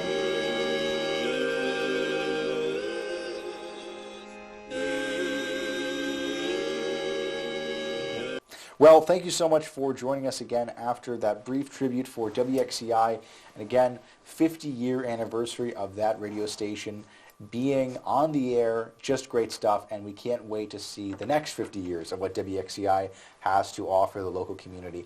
But in the spirit of Election Connection, we're going to go now to our man at the board, Jake Nicolari, who's going to give us an update on some of the races we've been covering throughout the evening. Jake, let's see how things are turning out. All right, guys, this is going to be our last coverage of the night where we're going to start talking about races in Connecticut. This is our last update on the governor's race where Ned Lamont's at about 300,000 votes and Bob Stefanowski's at about 260,000. This is a pretty good lead for Ned Lamont and likely that Ned Lamont will keep his seat through the incumbency. Next, we have our CT winner for Blumenthal. This race, the 5th Congressional District, still close as ever. Johanna Hayes only about 2,000 votes ahead of George Logan. So this race is probably going to be decided either sometime much later tonight or tomorrow. So we won't be able to update you on that, but please stay updated on that race. Like we said, Julie Kushner was the winner of that race. This race hasn't been decided yet, the 26th Congressional District, but C.C. Moore is by the current votes projected to win, but that does not mean anything, seeing as only about 30 to 40% of the votes have been counted. Tony Huang really starting to make a difference in between him and Gavin. Now, this does not mean that he will win, but it does show signs that he might be able to hold on to his incumbent seat. We still have not been able to get a lot of the numbers for local races tonight, which has made reporting on Danbury specifically hard. We announced that Tong was the winner for Attorney General, and our Secretary of State race is still very close, with Stephanie Thomas only about 20,000 votes ahead of Dominic Raplini. This is a pretty good lead, but once again does not guarantee anything. We're still waiting on local results. But then we can move on and we can look out of state, where we're looking at Arizona, where Mark Kelly has really separated himself from Blake Masters, especially based on the polling that we had before the race. We really thought that this race would be a lot closer, but it's seeming that Democrats in Arizona are doing a lot better than we projected, which is going to make the Senate control probably much closer than predicted that it would be. Next, we're looking in Georgia, where the race, Herschel Walker has been able to make his lead and keep it, but this lead is nothing in this race. This is still 49% to 49% of the vote, definitely going into a runoff this winter, but we can't be sure of anything as the vote hasn't been decided yet. In Nevada, interestingly enough, tonight we still have not received any information or numbers, and many other news sites like CNN and Fox have still not received any numbers from the Nevada Senate, governor, or House races. So something is most likely happening to cause this, either long lines planned by Republicans or votes not being counted, like machine failures like we had in Connecticut tonight. Next, we look at New Hampshire, where Maggie Hassan has been declared the winner over Don Bolduc, which is not entirely surprising based off of the numbers we saw earlier tonight or the Associated Press's predictions on this race, but congratulations to Maggie Hassan in New Hampshire. In Ohio, much like before, J.D. Vance has been declared the winner. After 91% of the vote was in, he had about a 30,000 vote lead, which was enough, or 300,000, sorry about that, 300,000 vote lead, which was enough to guarantee him the win with that last 10% and counting. Now, this race, the Pennsylvania Senate race, let me tell you, this race has been close all night and probably will continue to be close for the next week as Republicans plan to count ballots for as long as they possibly can. This race, John Fetterman has been able to put his lead up over Mehmet Oz, but with recent polls, it's likely that Mehmet Oz might pull through in the end once in-person ballot voting is finally counted. Next, we will look at the Utah Senate, where Mike Lee has been able to keep his lead in his incumbent seat for over Evan McMullen, the independent. Lastly, we'll go to Wisconsin, where we're starting to see some real big numbers. Ron Johnson has made a 100,000 or almost 100,000 vote lead on Barnes, which is not going to guarantee him this seat, but it is most likely going to give it to him. And then finally, we'll look in Washington, where Democrat Patty Murray has been able to make a considerable lead over Smiley, pretty much guaranteeing her this seat. And that is all for Election Connection. Thank you for staying tuned for these numbers, and we hope that these races that still have not been answered get answered very soon, so you guys know who controls the House, who controls the Senate, and what the makeup of our Congress is. Thank you guys. Back to you in the studio. Well, thank you so much, Jake, for the updates there. We really do appreciate it. We want to thank you all for joining us. Thank you all for watching Election Connection this year. We hope to have you next year. I'm Jacob Schultz. I'm Alec Riasic. And we'll see you next year. Good night.